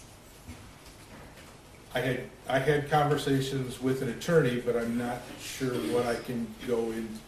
Yes, and I'm not asking you about the details of the conversation, just if you had some knowledge that there was an indication that Mr. Crumbley was not running, but that he was in fact going to turn himself in. Again, without giving... Yeah. Judge, I would object to this whole line of questioning. I think it's getting close to speculating what the purpose of what a hearsay conversation would be, and it could open the door to other things. Well, yeah, are you going to open the door to that? I can move on, Judge. All right. At no point during your involvement in this case were you told James Crumbley is absolutely avoiding these charges and will not be turning himself in. At no point were you told that. There's the same question, same objection to the same question, just asked differently. Well, and who is he being told that by? It could be anybody, Your Honor. His involvement was requested by Lieutenant Willis. He had multiple police officers involved. There were multiple people involved in locating Mr. Crumbley. I'm just asking if he was ever given knowledge that was going to happen. Just as a response, he's testified to what his job was. He was given an assignment, and he carried it out. Well, I don't know, I guess you gotta be careful what you wish for, right? Thank you, Judge. Yeah, you know. You indicated that the building where Mr. Crumbley's vehicle was a quote-unquote 3-story industrial building, as I believe what you called it. Yes. That was Exhibit 307, which is on the screen. In that building, obviously from the outside, it looks kind of like a warehouse. Would you agree with that? Sure. But you learned during your involvement that there were multiple tenants in that building. Yes, multiple suites. Right. Or rooms. Businesses, Yes. people who were regularly in and out of that building. That I can't answer to. It was very late and there was nobody in and out when we were there. Okay. Did you learn during your involvement that there were people in and out during the day that day? Not at the time I was there. Okay. And you may not be the right witness to ask these questions of. I'm just trying to determine what exactly you knew about this building. Yeah, at that point, at that hour of the night, there was nobody coming in and out. And we wouldn't have allowed anybody to come in or out anyway. And you learned in going into the building that there was an option for interior parking. Did you learn that? I don't recall there being any interior parking, like a parking garage, if that's what you mean. Right. Like a way to pull a vehicle in through a garage and park it inside instead of out in the lot. There was a loading dock, so I guess technically you could have pulled a car inside of there, but I did not see, it was not a designated indoor parking structure. Right. So not like a parking garage or those underground parking like we were talking about earlier. Correct. Okay. Your testimony was that it was obvious and apparent what was going on outside of and in that building during your search of the building, correct? Yes. Now, you can't say, because you really have no idea what James Crumbley heard or saw that night, correct? On December 3rd of 2021, or the early morning hours of December 4th of 2021. I can only tell you what I saw and heard, and the commotion, the law enforcement officers, the flashing lights from the police cars, but specifically as to what he saw and heard, I can't tell you that. Right. You have no knowledge of whether or not he saw or heard any of that. Is that fair? Yeah.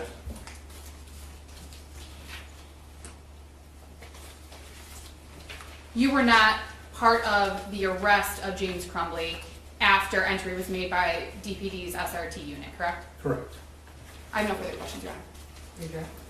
Thank you. Sir, who were you given this assignment by? Lieutenant Wilkes. Okay.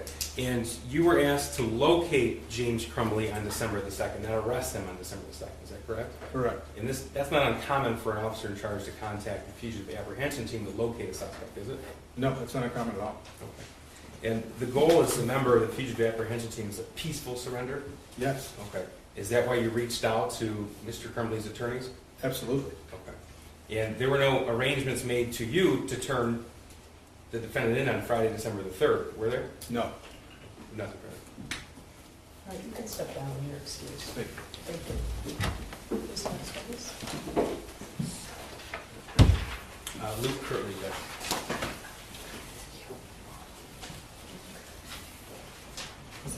Sir, what did you say the last name? Curtley?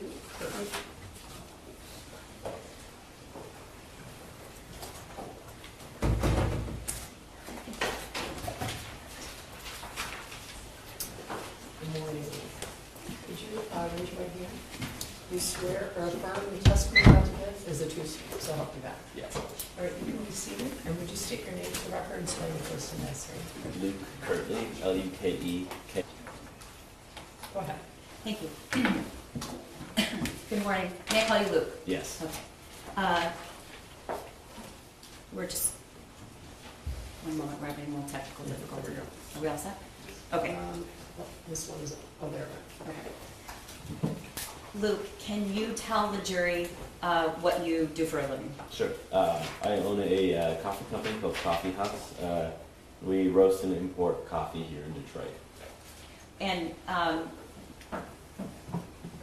you roast and import, but do you do any, are you okay? Yeah. Okay. Sorry. Do you do anything else with, you have a store, do you sell coffee from Yeah, and kind of? yeah, so we sell to about 100 different businesses around Metro Detroit, so coffee, tea, products like that. And then we have our own cafe up at Somerset Mall as well. And where's your business, the roasting and importing, where's it located? So the roasting and importing side of things, all the manufacturing is done at 1111 Elview Street in Detroit. In Detroit. Mhm. And can you tell the jury about what area that is in Detroit? Yeah, so it's in a neighborhood called Island View, which is like mostly industrial buildings. It's basically situated a block off of where Belle Isle is located. So generally East Detroit is kind of the consideration here. Okay. And I want to draw your attention to November 30th of 2021. Was your business at that location at that time? Yes. And were you residing near or around your business? Yeah, at the time I was living, maybe a mile away, pretty close though. Okay. And let's just take a moment, and can you tell the jury what this building is, how much of the space you occupy, and what it's used for? Sure. So it's an industrial building that was built in around 1920s. Originally they built like pickup trucks or something inside of there, but now the current owner has it basically for different tenants. So we occupy about 3,000 square feet in the building. I'd say there's probably 5 to 10 different tenants who rotate in and out every now and then. The building itself is basically split up into like 1 to 2,000 square foot units itself. So at any time, I'd say there's on average 10 tenants in that building at any given time. So. And are they all the same type of tenants? No, all completely different people. Like our neighbors, they like breed rare plants, Okay. Tons of different stuff. All right. And on the first floor, is that where you are? Yes. All right. Mhm. Who else is on the first floor, if you know? So there's the rare plant place, and then there's somebody who packages like fine art. There's a painter who does just like hobbyist work, and then I think that's it for us on the first floor. I don't know if there was somebody else in there at the time, but I think it was just that 4. Okay. How do you enter well, we just heard testimony that they're about parking. Our former witness wasn't sure. Can you tell the jury whether there was parking within or outside or the building? Yeah, so you can park in 3 I would say designated areas for the building. There's one on one side of the building, there's another on the other side, and both of those entrances are gated, so you have like a little fob to open the gate, garage opener. Each tenant has a fob? Yeah, well, I wouldn't say every single one does, but usually if you ask, the property manager can approve that and give you one. And then people generally park on the street as well. Now there's like a dirt lot across the street that people park, but at the time of this, that was not their land, so And 3 general spots. was there indoor parking? No, there's not designated indoor parking, though some tenants have garages. Okay, let me ask it a different way, because it's relevant to what was happening that night. Do you use that building space for anything other than just your business? So on the 3rd floor of the building at the time, I used our garage storage area to put one of my cars away. All right. Mm-hmm. And just briefly, because it relates, what's your relationship with cars? Okay, so I just... Your Honor, I would object to the relevance. Your Honor, Yeah, if I could just respond, can I just respond, please? In a moment, I'm going to ask him about identifying the car and how he was able to identify that car. I think most people wouldn't have been able to, so I'm just trying to lay a foundation. well, based on my knowledge of previous testimony, I'm going to allow that. Thank you. Thank you, Your Honor. So I'm just a general car enthusiast. I think I've been obsessed with cars ever since I was a kid. And at the time, I had 2 or 3 cars, and one of them, it was like a nicer one, so I put it away. I didn't leave it on the street where my house was because I had street parking. So I had one of my cars that got hit. The mirror got pulled off, so I obviously didn't want that to happen to a nicer car. So on the 3rd floor, we have a garage, and so I pull that in during the nighttime or anytime I don't plan on enjoying it, driving it. Okay, when so, then I can drive my load. all right, thank you. So is there any was there any vendor type businesses in that building? And the reason I ask is it a place where customers would come and park and open to the public in the building? I would say that it's generally not like a public building. There's not present retail in the building. There's not for example, our roastery doesn't have a coffee shop or any cafe component. It's strictly like a business for manufacturing. And when you switched the car that night, do you remember? Did you go and were you at the warehouse that night at later in the evening? Yes. Do you remember about what time it was? Probably around 10 p.m. And is that something you would routinely do at night because of the situation with your cars, or Objection, is that? Your Honor, leading. I just tried to get out, or so that it wouldn't be a leading question. Why were you there that night? To switch the cars. Okay, Mhm. all right. So, talk to me, or tell the jury, what, if anything, you knew about the Oxford shooting or the Crumbleys that Sure. evening. Yeah, so I was generally aware of, obviously, the news that had happened. I read the news about the shooting, which I think everybody in Michigan really kind of heard what had happened at that point. Early in the day, I remember seeing a poster about, the parents being on the run. And Okay, so, you're gesturing your hand, and when you say poster, and first, do you remember, was that November 30th of what day was that? I assume it was the same day that this happened. Okay, Earlier well, in the let day. me back up. Sure. The same day that they were charged, or the same day that the event happened? Objection, Your Honor. I don't think that there's been testimony that Mr. Kirtley is aware of when they were charged. Okay, she's trying to, he said the same day that this happened, so she's clarifying if he means the encounter The on encounter. Bellevue or the shooting. The encounter. Okay. Okay. Do you remember the actual day that this occurred that night? The 30th of November, I believe. That was the shooting. Do you remember the day what date it was? If I said December 3rd, does that make sense to you? It seems correct. I don't know, like, if I remember it off the top of my head, the exact date. Backing up, you were motioning to your hand and saying poster, and I'm what? So I saw it on Facebook. Okay, and what did you see? So it was a poster. It was essentially like a wanted poster. So there were pictures of the parents, a picture of the car, the license plate was on there, and then I think just general information about what had happened. Were you aware that law enforcement was looking for the Crumbleys? Yes. And do you remember about what time you arrived that evening? Around 10 p.m. Okay. And tell the jury what, if anything, you saw when you entered the parking space. Is it, well, first of all, when you go there at that time of day, is there usually anybody in the parking lot? Not really. There's a couple tenants who leave their cars there. There's a work van for a millwork company, but generally there's not many vehicles that hang out in that lot overnight. Okay. So you drive into the parking lot, and what do you see? So originally, so I drove into, if you're facing the front of the building, I always park on the right side, so there's two lots, left, right.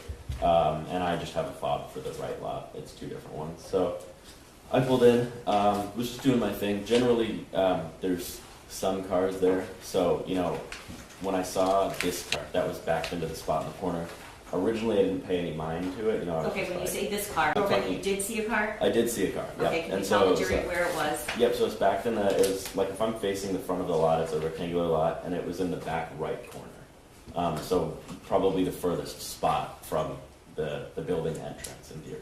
And was it backed in with the front out, or was it the other way? It was backed in with the front out. Okay. And what else did you see?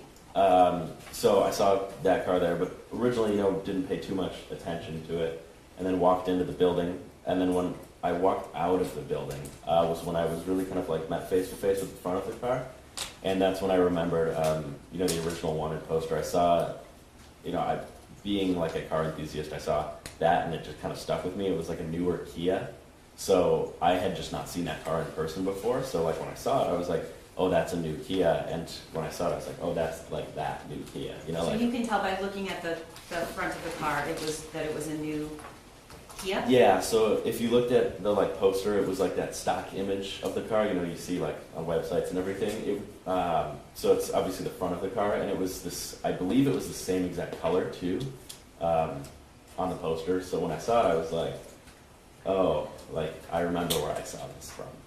Okay, one moment here.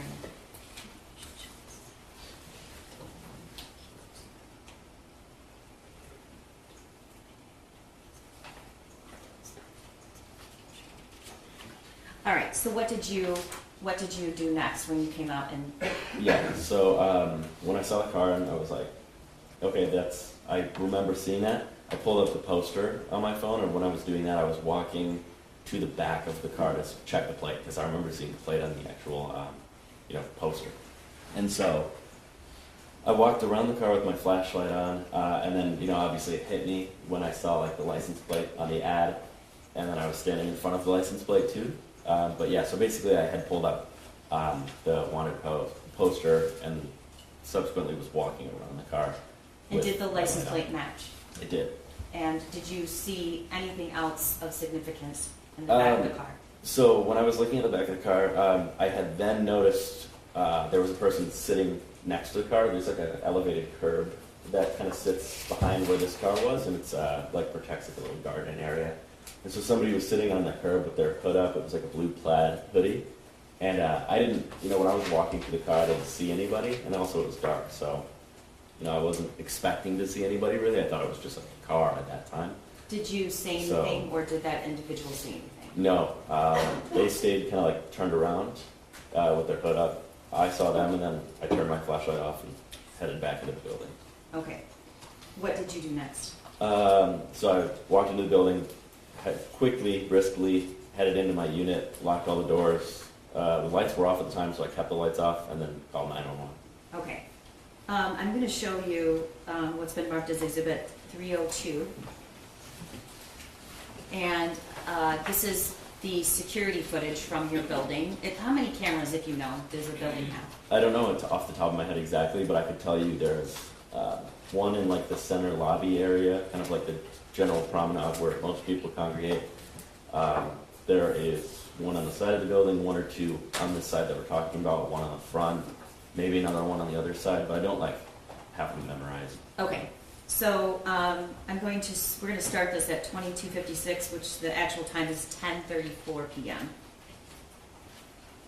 And what are we looking at here, Luke? So what we're looking at is the parking lot that I parked my car in.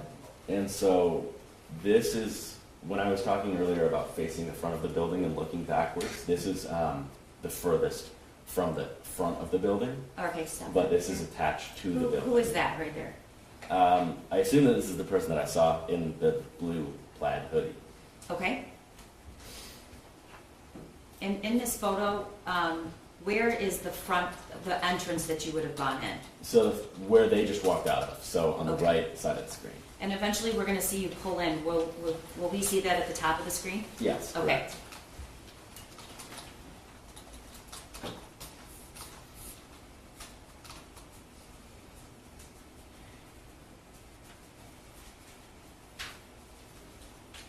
Is that your car? I assume so. I'll know once I see the roof rack on it. But time checks out. Okay.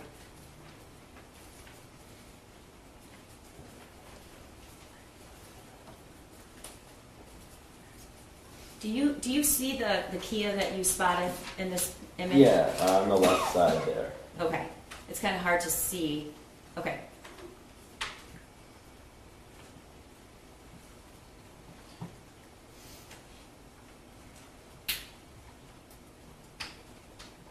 Is that your car? Yes. And are you parking right in front of the entrance? I mean, not like directly in front of the door, but one or of two the close spots. parking Yes. spots? Okay.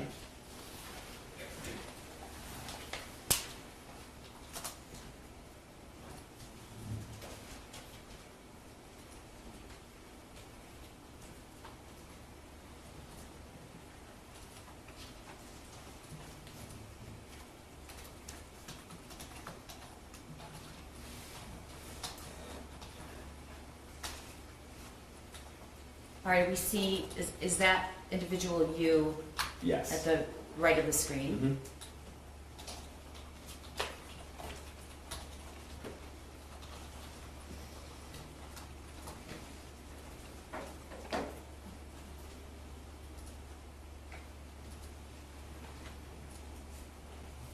And is that you going back into the building? Yeah. Okay, what's happening there?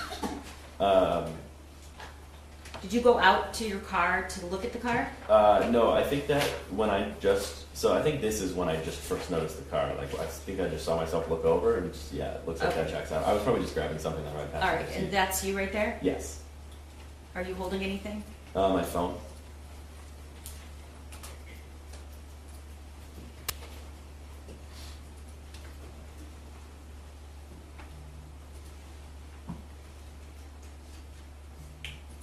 And for the record, this is around 23:04, which is actually 10:42 p.m.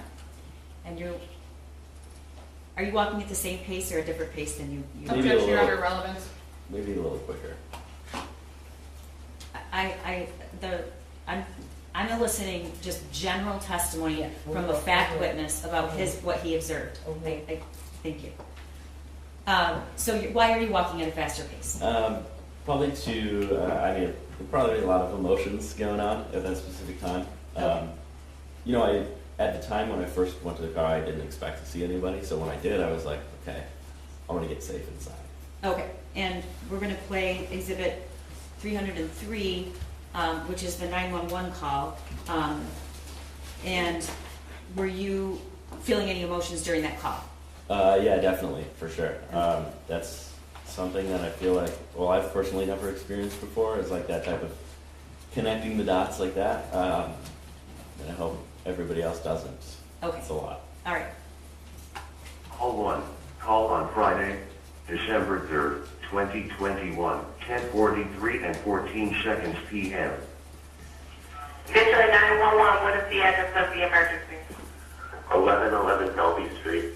Repeat the address for verification. 1111 Bellevue Street. What's the block cross street? Lafayette and Bellevue. Tell me exactly what happened. The people who, the parents of the shooter that are running away, they're here. Sir, I'm not sure what you're referring to. You have to be more specific. Tell me exactly what happened at the location. What's going on now? Okay, so the Oakland shooter, the kid, has the two parents that are on the run right now, and it says, Oakland County said, call if you see anything.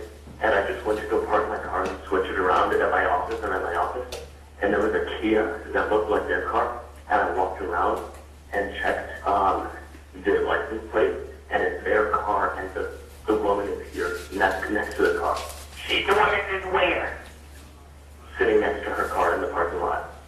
She's sitting next to her vehicle on the ground or in another vehicle? Yeah, on the ground. On the ground. Okay, and what kind of vehicle is this, sir? It's a 2021 Kia, the black Kia SUV, in the parking lot. Was anyone inside of the vehicle? I don't know. You stated you walked around the vehicle and looked inside. You did. I walked back to look at the license plate because I saw online that car was matching. They have the plate number? 1 second. It's DQG 5203. Repeat that plate for me. DQG 5203. Okay. And the vehicle is parked in a parking lot and the mother is home? Yes. It's next to my car in the parking lot. I'm inside my office now. And the mother is sitting on the ground. What is she wearing? Yes.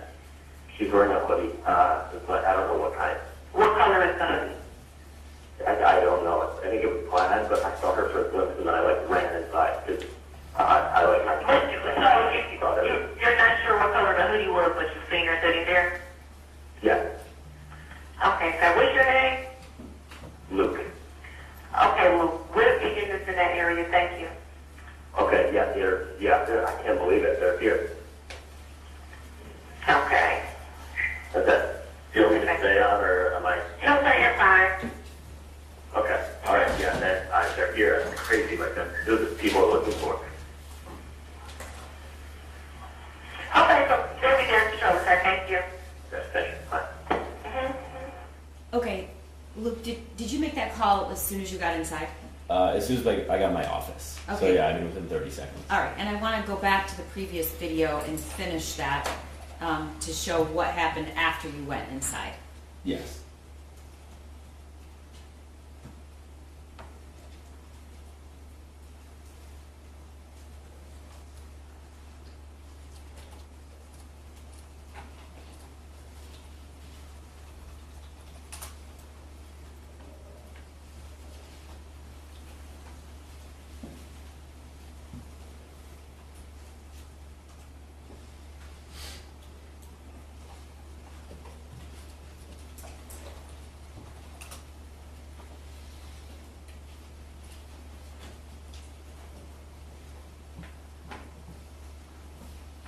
That's you, correct? Mm-hmm. Okay.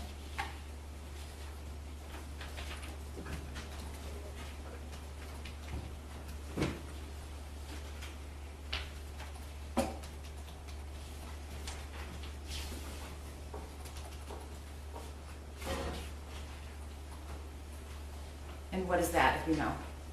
That Who was is the that? person that I saw walking into the building. So if you ask me at the time, that somebody was going to be walking in behind me, I would have told you no way. You know, the building is, there's fobs for every door. But like I said, you know, it's not a public building.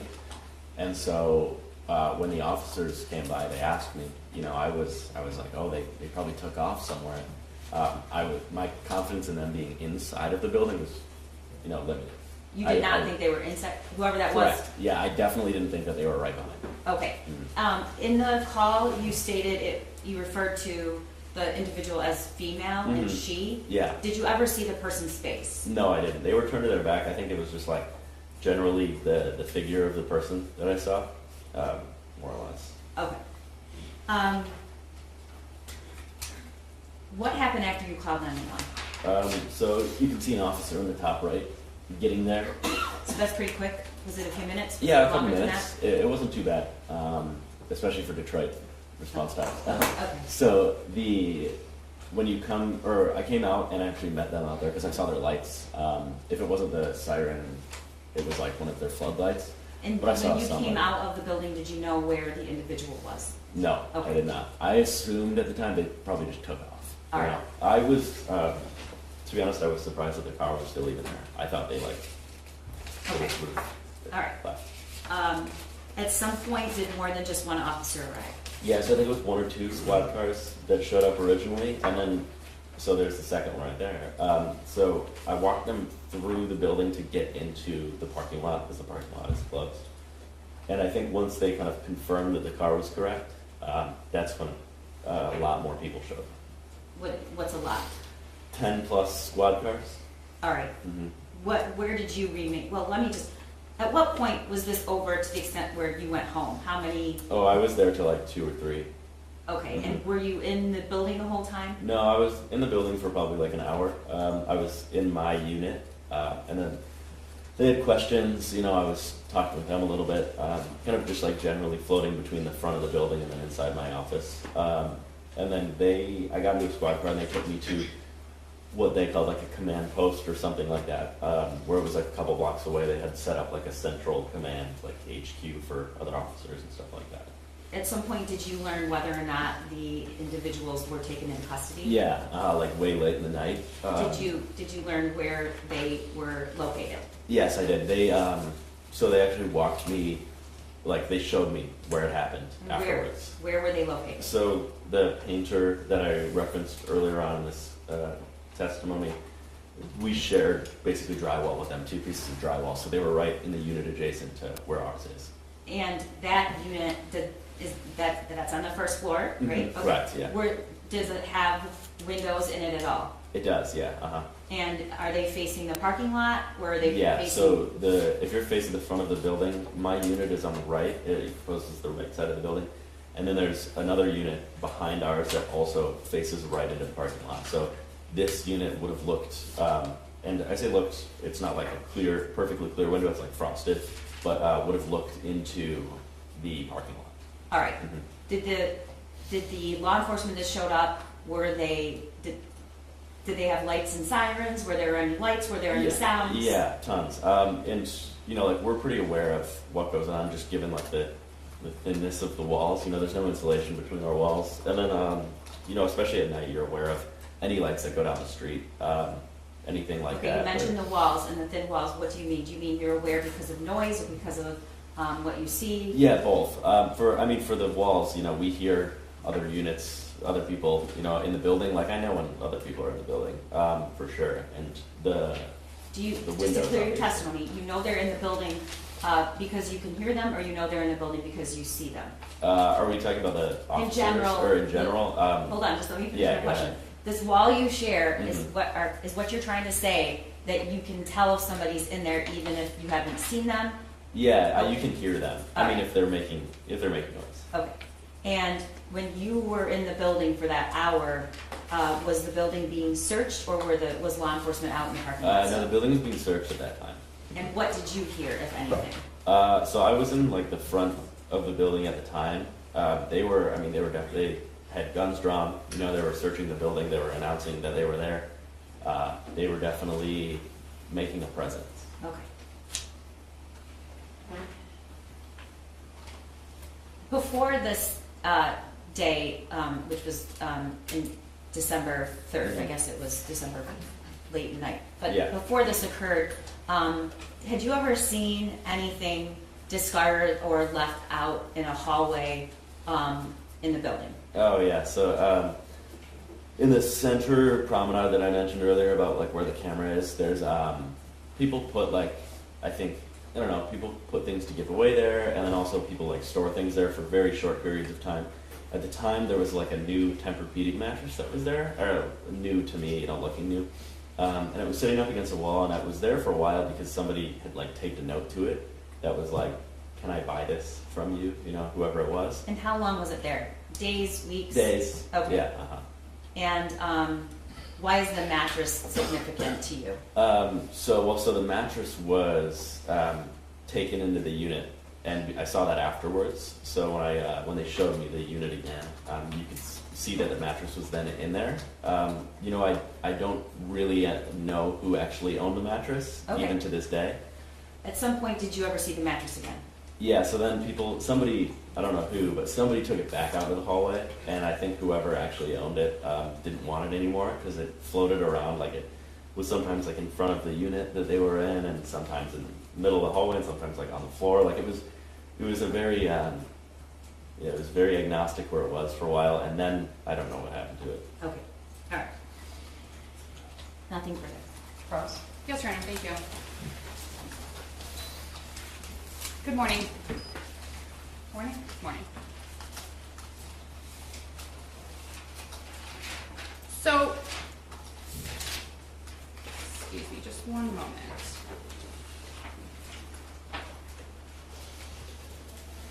So you went to 1111 Bellevue on December 3rd of 2021 at approximately 10 p.m. from what you recall? Mm-hmm. Is that a yes? Yes. If you say I might ask Yeah, I you to did say that yes. last time, sorry. Okay, that's okay.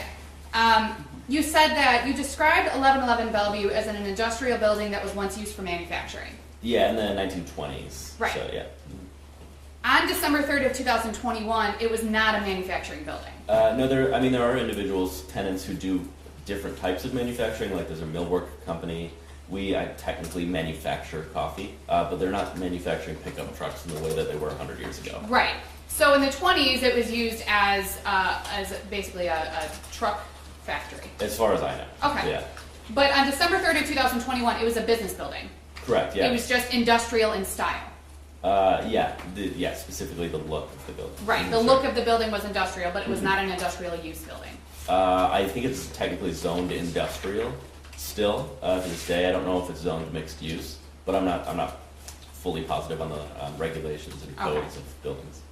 What we agree on is that they're not building pickup trucks, right? Correct. It's not abandoned. Correct.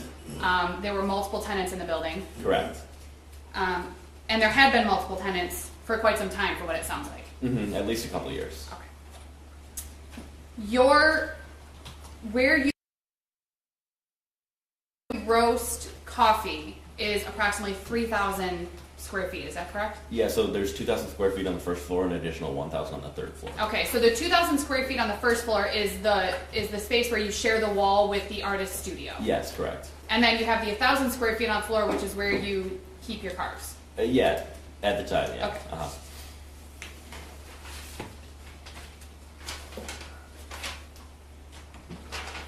There's also, you can drive your car in. In fact, in this video, I think we can see where your car is parked. And you can drive your car in to is there like a garage door or something? So not in this. So it's on the front of the building. There's a drive-in garage door. Okay. Mm-hmm. And that's how people get to their various garages, is that? Yeah, I would say like there aren't any other garages in the space, but that's how people unload and load their cars in there. You said that you were generally aware of the Oxford High School shooting on November 30th of 2021. Yeah. You had seen media reports, I'm sure. Yes. You'd read stuff on social media. Yeah. Uh-huh. You said that everyone knew what happened. Yeah.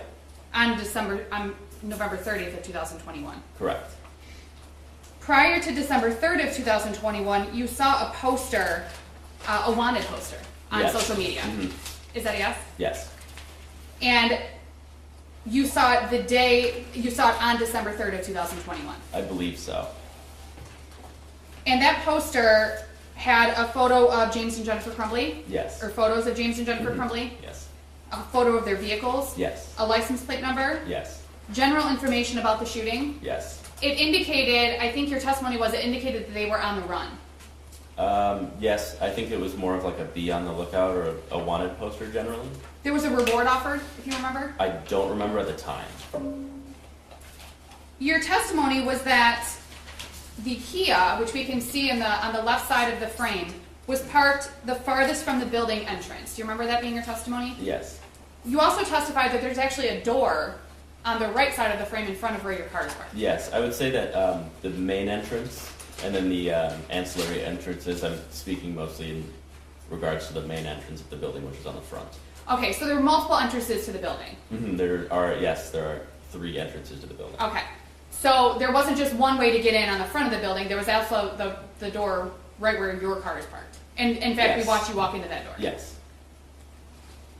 You said that you walked up to the Kia on the left side of the frame, you walked around to the back, we watched you do that, correct? Yes. You confirmed the license plate number from what Yes. was on the wanted poster on your social media. Yes. And then you saw someone sitting next to the car. Yes. If you recall, that person was smoking? I don't recall. I saw that in other news articles, but I did not say that or see that originally. Okay.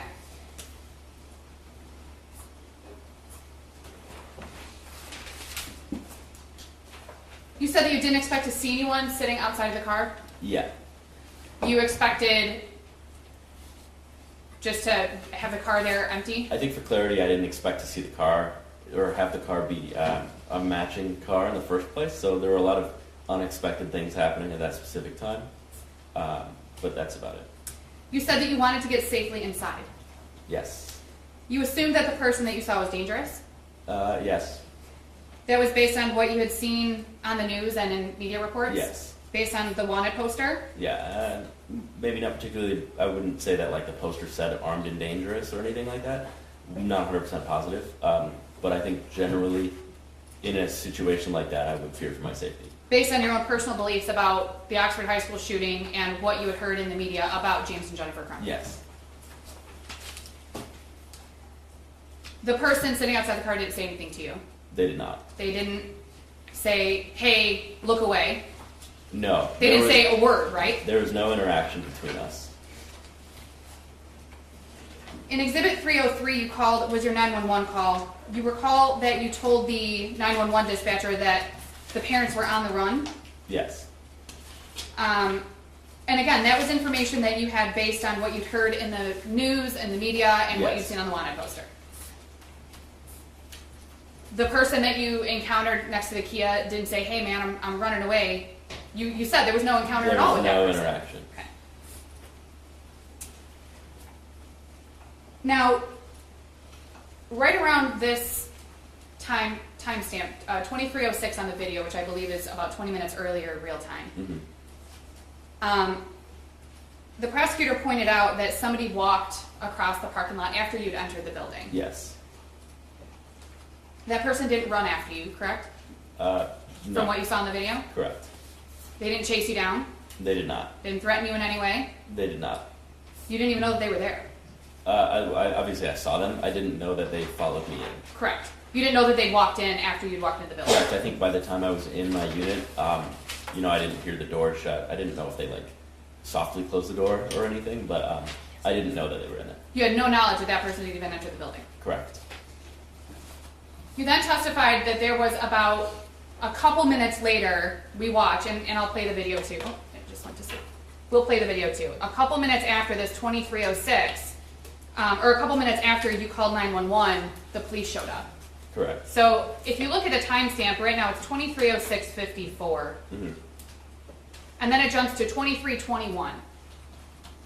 And then we play it for a little while, and we see what you believed was a patrol car out there outside the fence, correct? Yes. At 2321. Yes. So at that point, it had been just shy of about 20 minutes between you entering the building, at some point making a 911 call, and the police showing up. From this, yeah. From this video. Mhm. Okay. I'd say my conception of time was probably a little skewed in that specific moment, just given the heightened senses, you know. Yeah, and I'm not Yeah, asking you to lock 100%. into the time number and the couple of minutes. I'm asking, it actually was not just a couple of minutes, it was actually more than a couple of minutes. Sure. That's all I'm asking. Sure. Okay.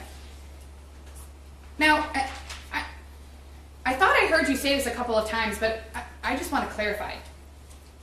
You said that you were at the building for about an hour after you made your 911 call? More or less, I'm not 100% positive exactly. Then how you long were it was for. driven to a temporary, what you called a command post Yeah. It was that like law a- enforcement had set up? Yeah, correct. I think there were, there was media there was the more squad cars, there was like a massive blue bus for the police.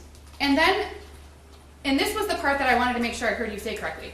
And then the police took you back to this building and walked you through Well, my the car scene? was there, so I had to get my car. And so when I was going through the building to get my car, there were a bunch of police in the building, and they were like, oh, this is where they were.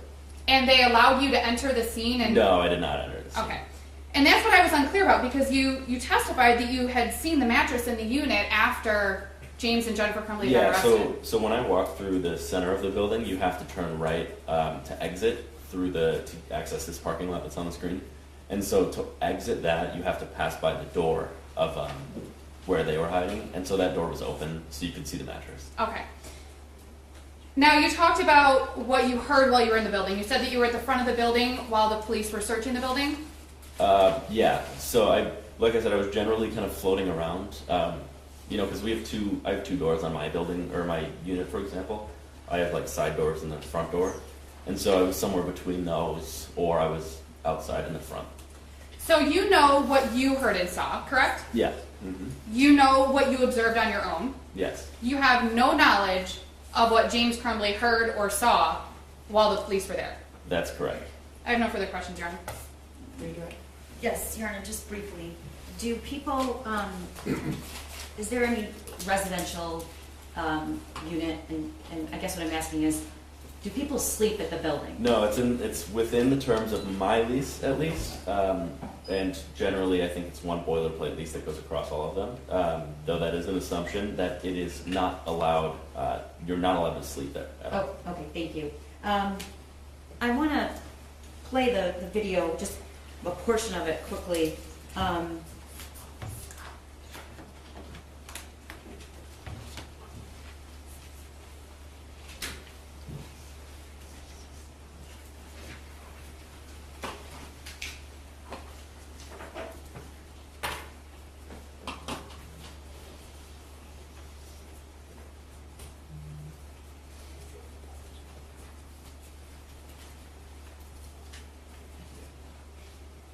Your testimony was that you never saw the front of this individual, That's right.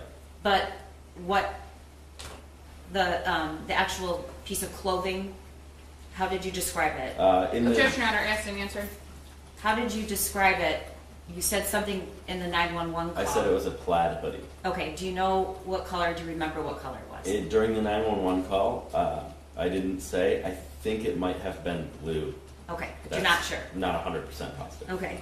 And now I'm going to show you another image. Exhibit 304.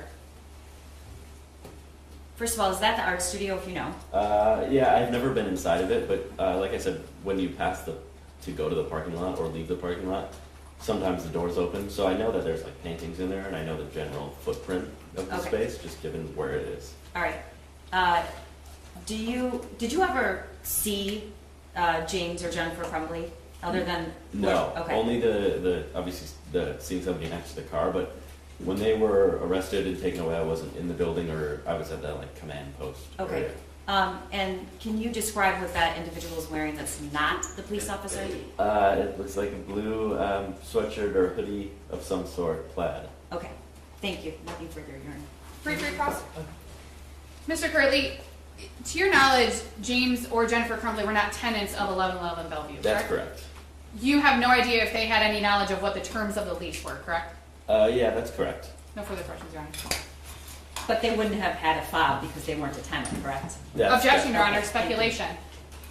As far as you know, they were not attending. That's correct. Thank you. Thank you. May you be excused? Yes, you can step down. You're Thank you. excused. We have a brief witness ready, Judge. Okay. Their lunch is not here yet. I'm gonna keep them hungry. Usually their lunch is here very early.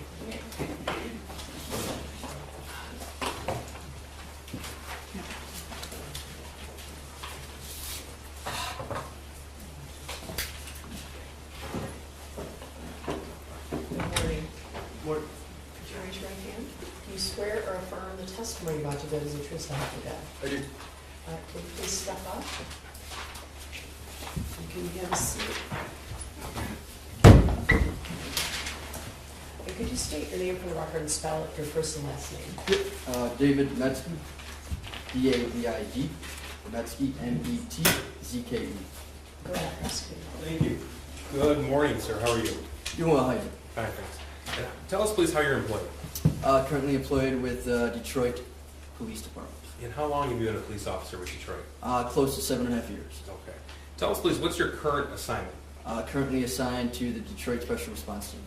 Tell the jury, please, what exactly is the Detroit Special Response Team? So that is the SWAT team for the Detroit Police Department. Okay.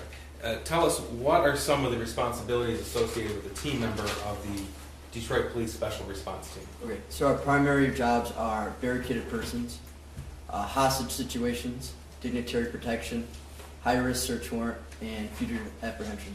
Okay. How often would you say that you engage in these sort of duties? So I'm close to 60 barricade or hostage situations right now, and I would say a little over 200 warrants right now. Okay. Is this something that is a SWAT team member or special response team member you do on a daily or weekly basis? Every day. Yes, sir.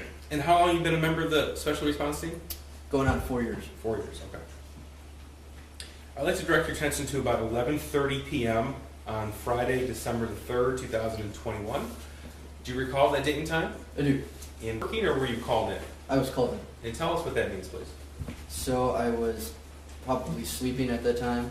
My work phone goes off because we're always on call.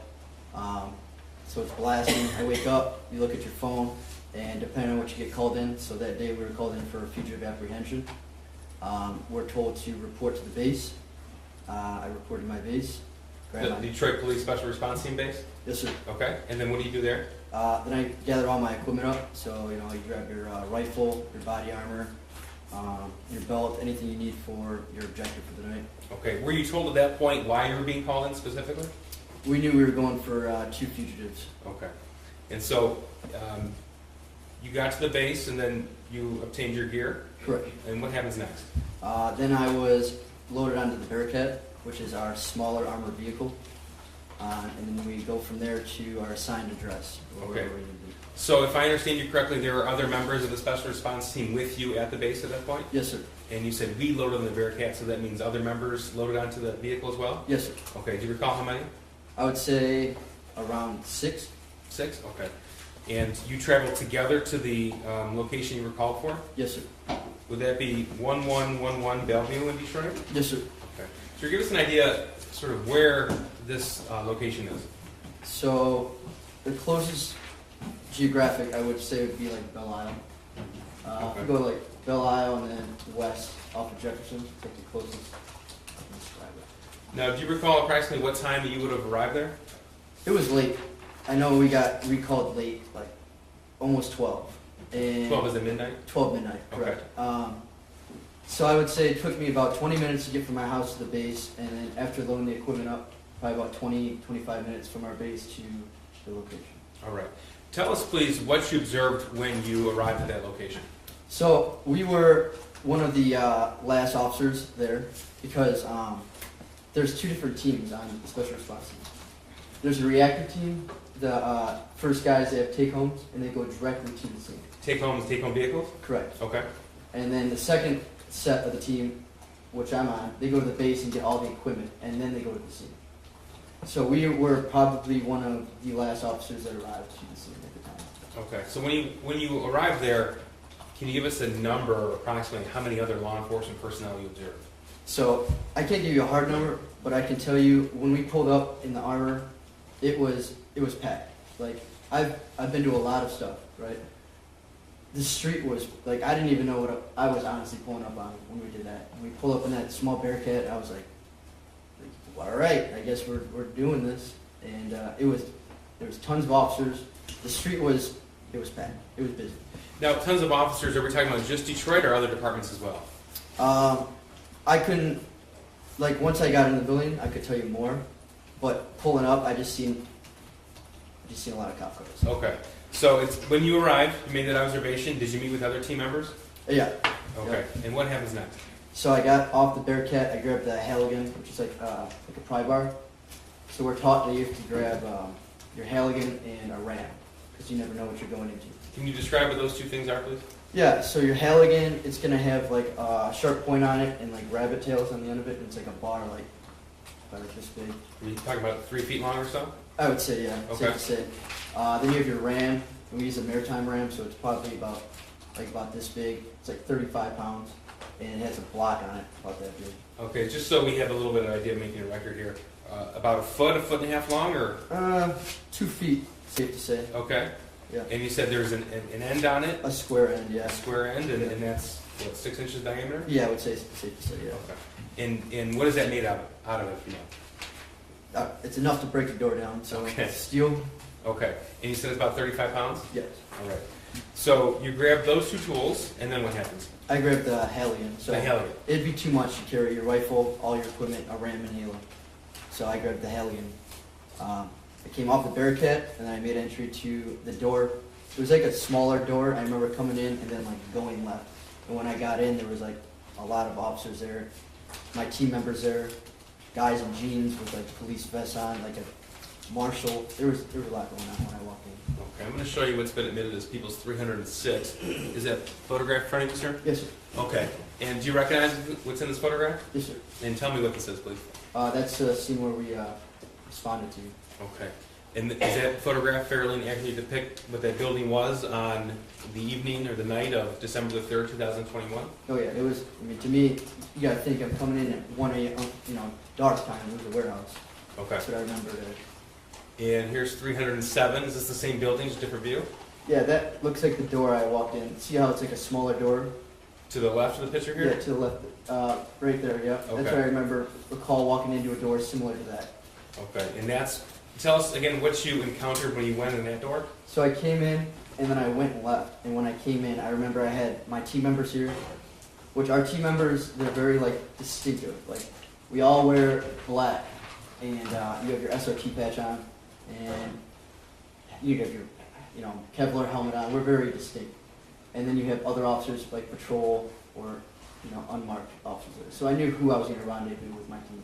Okay, so you have one standard uniform, SRT does. Correct. Okay, and you mentioned earlier individuals with jeans and vests that say police or... Correct, yeah. Okay, so when you walked in at that point, could you give us an idea of how many law enforcement personnel you saw? There was a lot. Okay. A lot is in more than 10? Yeah. Okay. Yes, sir. More than 20? Safe to say there was, I would say, yeah. Detroit police have one specific assignment then? Detroit police. Detroit police have one specific assignment then?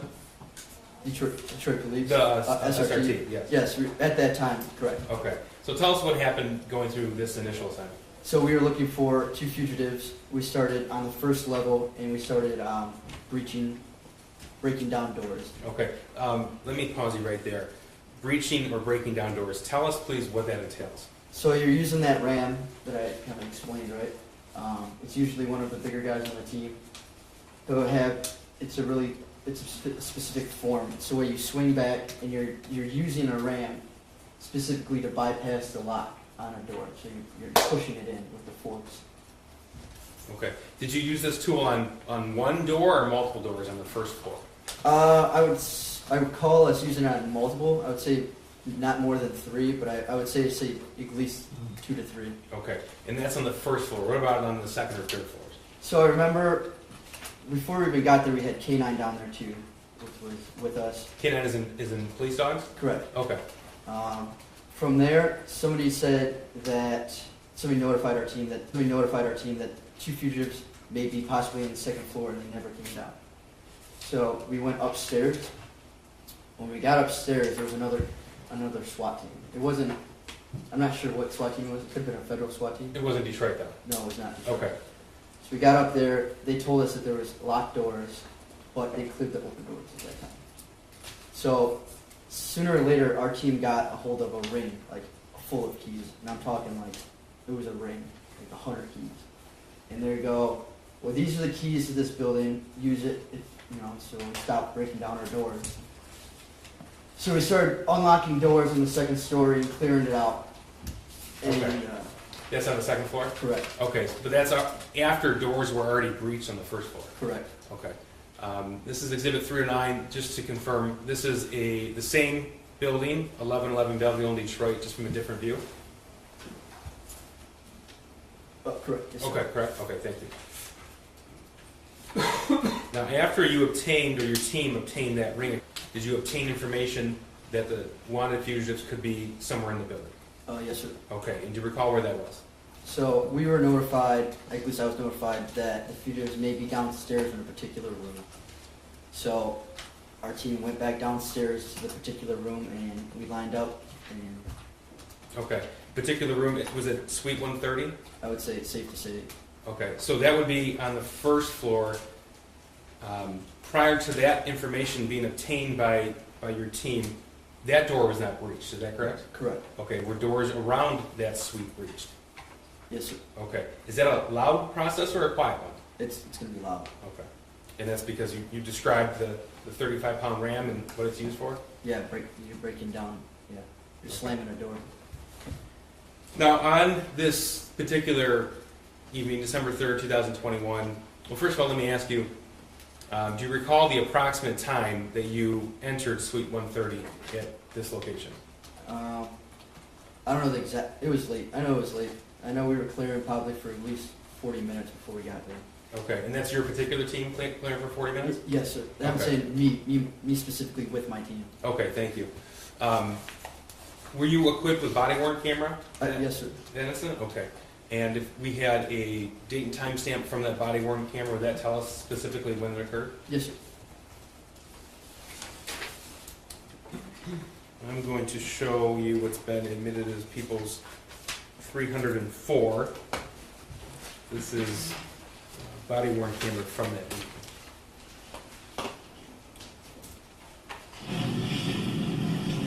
Just to confirm here, we have a date of December 4th, 2021, 1:34 a.m. And your name is on the bottom of this? Yes, sir. Okay. Do you recognize this as being your body-worn camera footage? Yes, sir.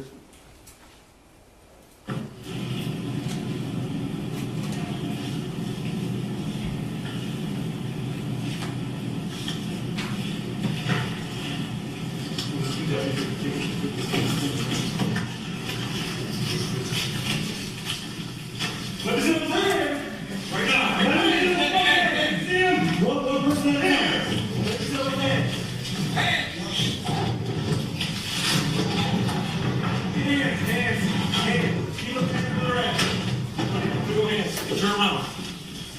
On your stomach. Fucking Joe. You sit down. Stay. Hold still. Wait. Ma'am, don't move. I got her hands. Do not move until you're told to, okay? Do you have any weapons? Wait. Is she cuffed over there? Good. All right. Just go back on the bed and hook her.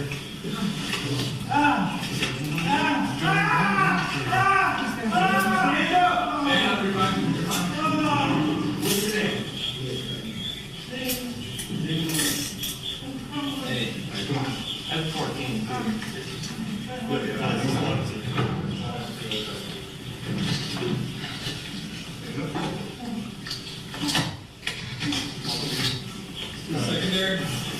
Secondary. Keep up on the class.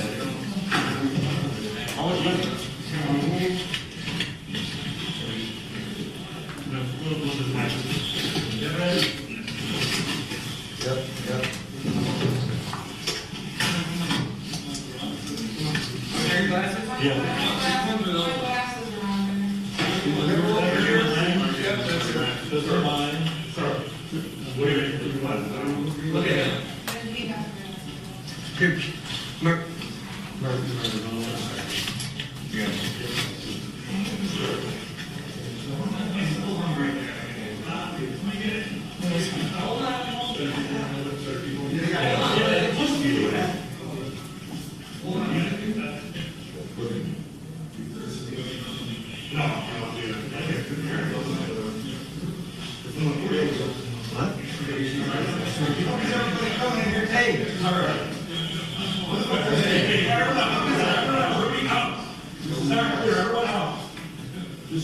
is our arrest. Out. Man, we have double checks on weapons, so. We're not, this is still an act. We got them, but we gotta get. Pull up.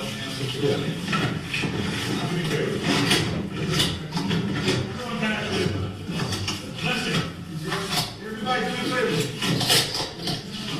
Not asking you. Sir, I'm going to stop it right there. What was the purpose in looking in that specific area? So SRT will clear out, make sure there's no weapons, or if there is a weapon, we'd like it to be known before like detectives or patrol would come in. So SRT's responsibility would be, in this situation, would be to find and make secure the fugitives, but not to search the location? Correct. Okay.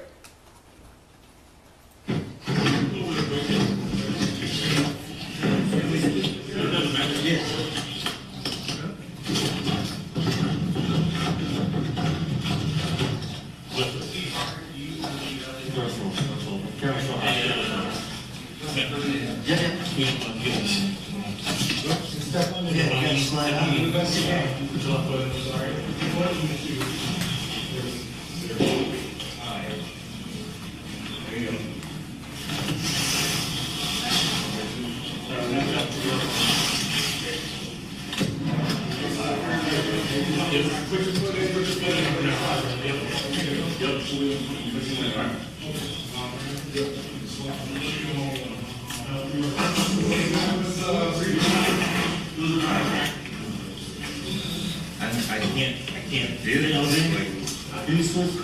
These are wrong.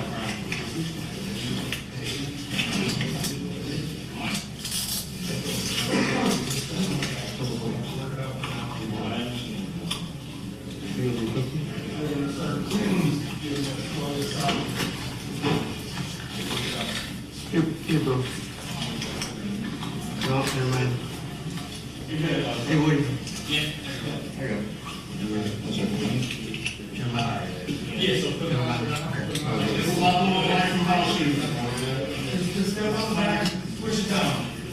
Put your hands together like you're praying.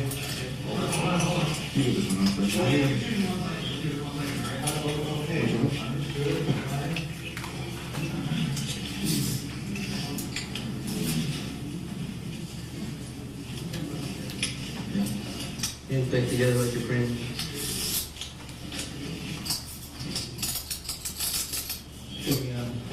Double lock those.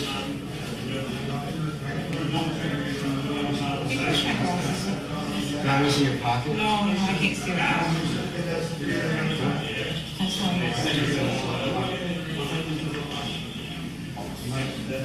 You search her?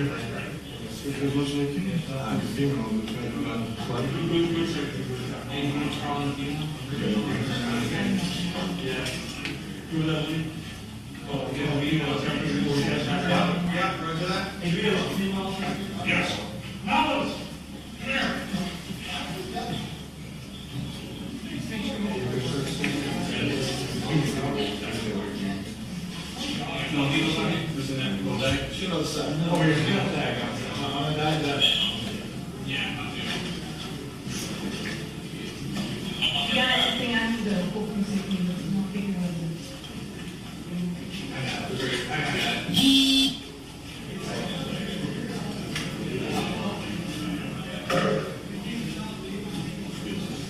The search of the fugitives person, that's for weapons. This is where I found. Not that I can recall now.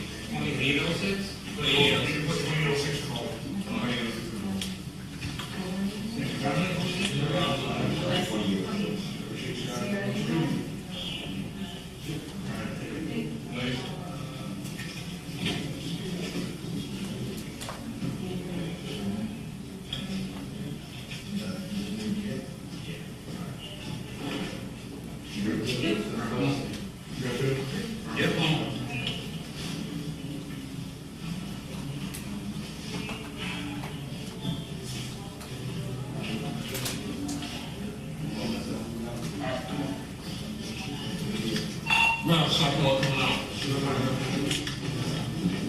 Hey, Liz? Yeah. Come with us. What are you doing? Come on, sir. All right, you good? Good. I'm just gonna pause it for a second. At 1:42 a.m., 22 seconds.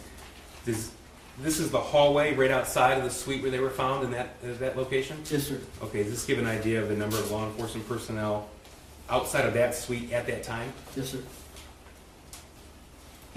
Yeah, appreciate it. Nice work.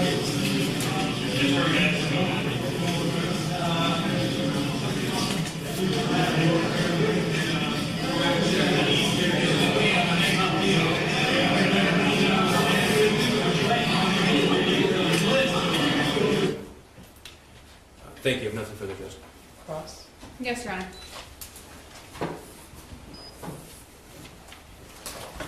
Good afternoon. Yeah. Your role with Detroit Special Response Team, one of the things that you do is fugitive apprehension. Yes, ma'am.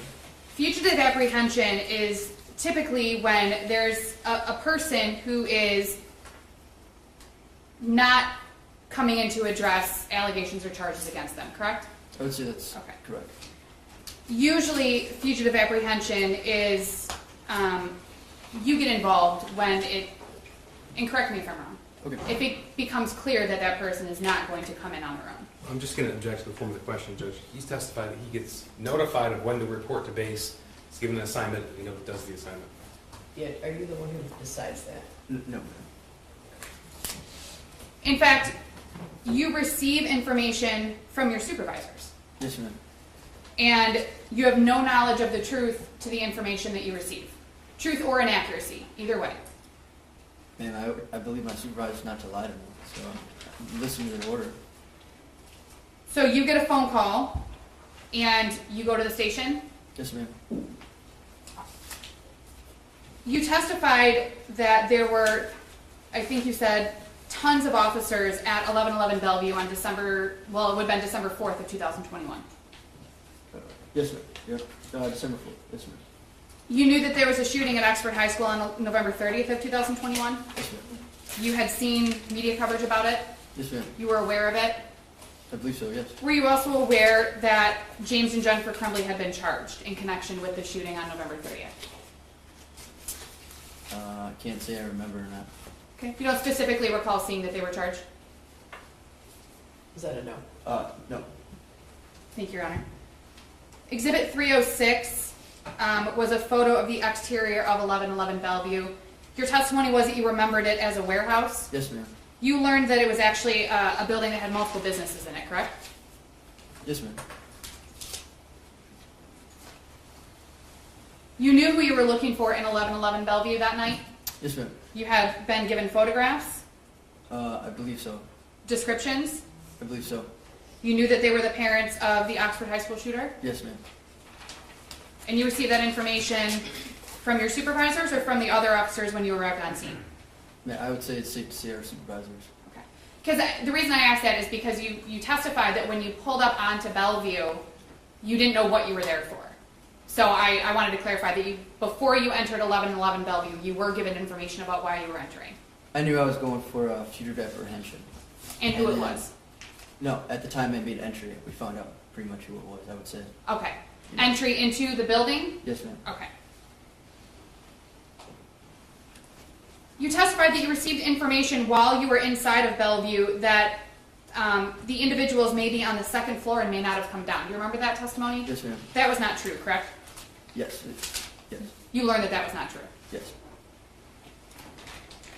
The video from your body-worn camera, which starts at 1:34 a.m. and 20 seconds on the timestamp, or it looks like 18 seconds on the timestamp, it's quiet when your video starts, correct? Correct. You can hear Yes. like a little bit of your movement with your equipment and stuff, but otherwise you don't hear yelling, you don't hear any other sounds, correct? Yes, ma'am. You would agree with that? Yes, ma'am.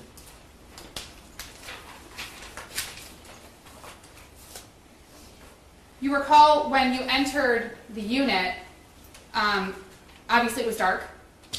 That's it. Yeah, didn't leave it. You don't recall seeing police lights in the windows of the room, if you recall? Yeah, ma'am, I wasn't paying attention to that. But You were looking at the people that were on the bed, right? yes. In the middle of the room. Yes, ma'am. In fact, when you entered the unit, when you and your team entered the unit, James and Jennifer Crumbley were laying on a mattress in the middle of the room, which we saw. Yes. James was laying on his side, if you recall? If you recall. I mean, it appears to be in the video. They weren't covered with boxes or anything like that, correct? No. There was I think Jennifer Crumbley had a blanket on, otherwise James was completely uncovered. It's safe to say. He slowly rolled over as you all were giving him commands, correct? It looks like that. I think I was paying more attention to Jennifer. Okay. So. You don't recall him doing anything that would cause you all to be concerned. He didn't jump up, he didn't start to run, he didn't become combative. None of that happened from what you recall. I would say he did none of that, but as far as our team goes, we're trying to take every caution as it is. You know, we treat every person the same. We come up high, and then their reaction is how we go from. And safe to say, when SRT gets involved, it's typically, and you talked about high risk, dangerous, so you're going into these scenarios already at a heightened level of concern or security or awareness. Is that fair? Yes, ma'am. You don't walk into the situation without all of your uniform on and your equipment and everything else thinking, oh, this is no big deal. No, we don't do that. Because when your unit gets involved, typically it gets involved in situations that are serious. Correct. And you guys are given information about situations that are serious. Correct. You guys meaning your unit. Yes, ma'am.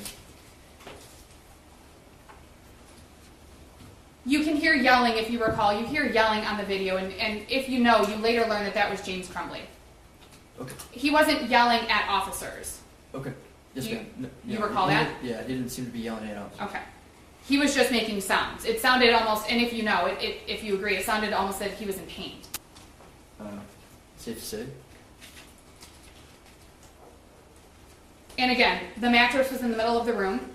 James and Jennifer Crumbley were on it. Yes, ma'am. They weren't hiding in a corner. No, ma'am. They weren't hiding behind any of the raised countertops that were in there. Nope. They weren't hiding behind any of the paintings that were in there. They weren't covering themselves with blankets. No, ma'am.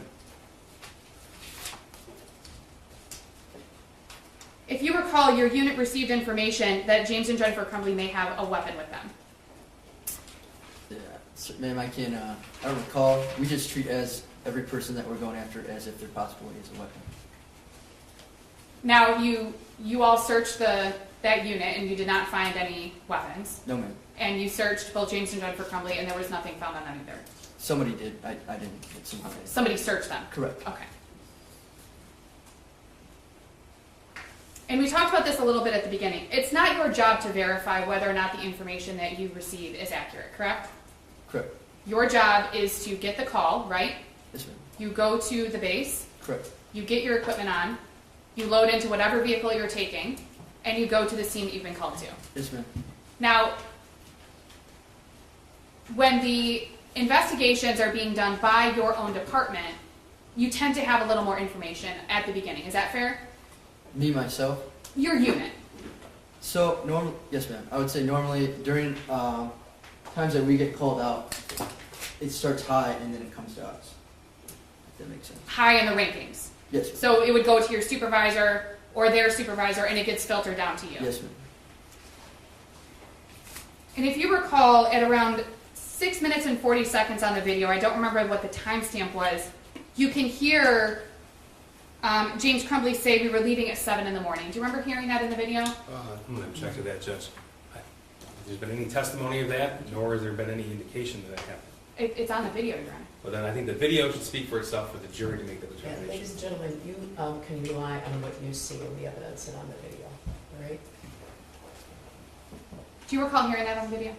Man, we can run it back. But, Okay. no. I can put it there.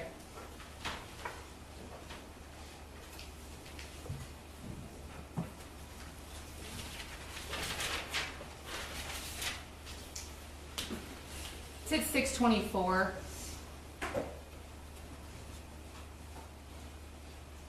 The This is 305, correct? Yes, Your Honor. I don't know if that audio is working.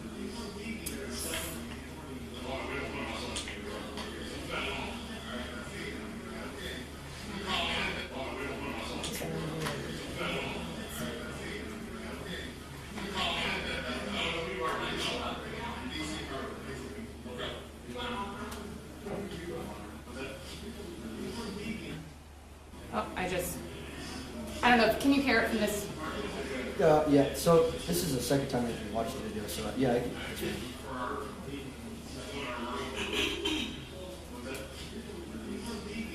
Again, this witness can't interpret what he thinks somebody else may have heard. His camera, obviously, is 3 people away from where James Crumbley's in the video. The video would speak for itself. It does, she asked if he heard it. And he asked me to play the video back, Your Honor. He said, if you want to play it back, go ahead. I mean, Well, she in didn't. response to a question of, did you hear that? Okay, so did you hear it? Just, Thank you. I have no further questions, Your Honor. Redirect.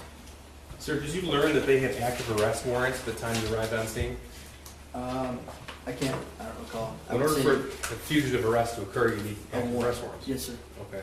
And why would you be quiet right before you entered suite 130? So that's a form of a tactic. So we're trying to, if you can see, we use keys, correct? Yes. You can have 2 options. We could ram the door, we could throw a flashbang in and cause diversionary, or you can come in and be quiet and be a shock effect that way. So our supervisors made the decision to use the keys, unlock it, and use it as a surprise effect. So everyone being quiet in the hallway, that was intentional as a tactic before you entered this particular suite? Yes. Now the using the ram, that wasn't a quiet tactic, was it? No. Okay, so the noise level that would have been depicted before those doors were breached right around this suite here would have been much different? Yes. Thank you, nothing further. Briefly, Your Honor? You have no knowledge of your own whether or not James Crumbley heard anything that was going on outside of that suite, correct? No. Thank you. No further questions, Your Honor. All right, you can step down and you're excused. Thank you.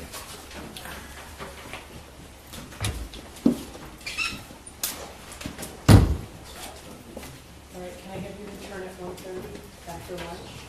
Don't discuss the case with anyone, don't research anything, don't look at any media, don't go on Facebook. You know the drill, right? Okay, we'll see you back at 1:30. All rise for the jury.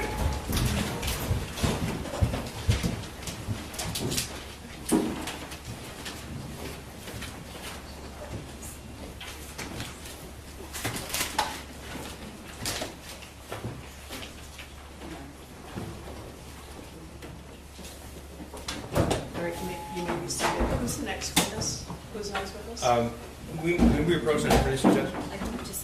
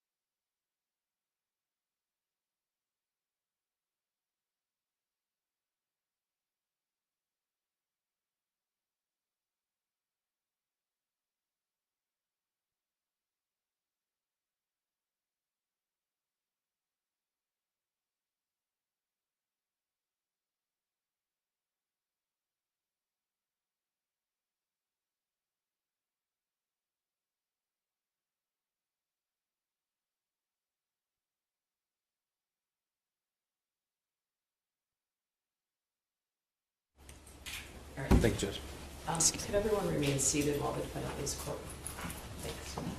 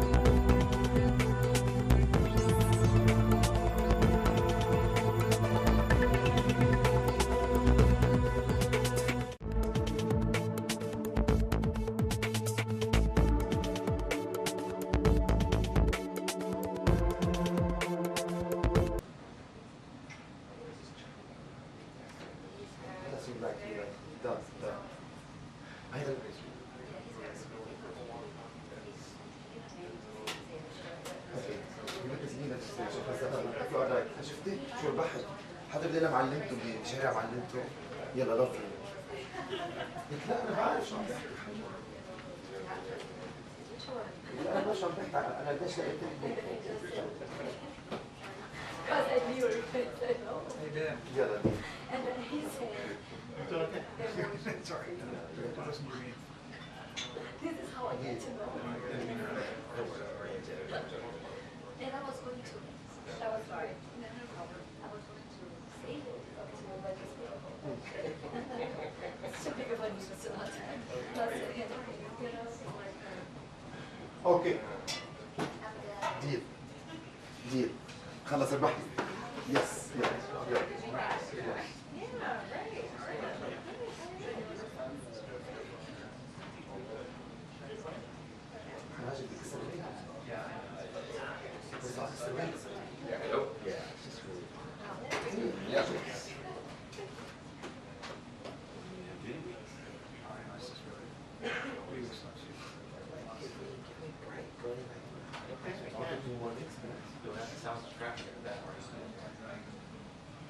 How are you?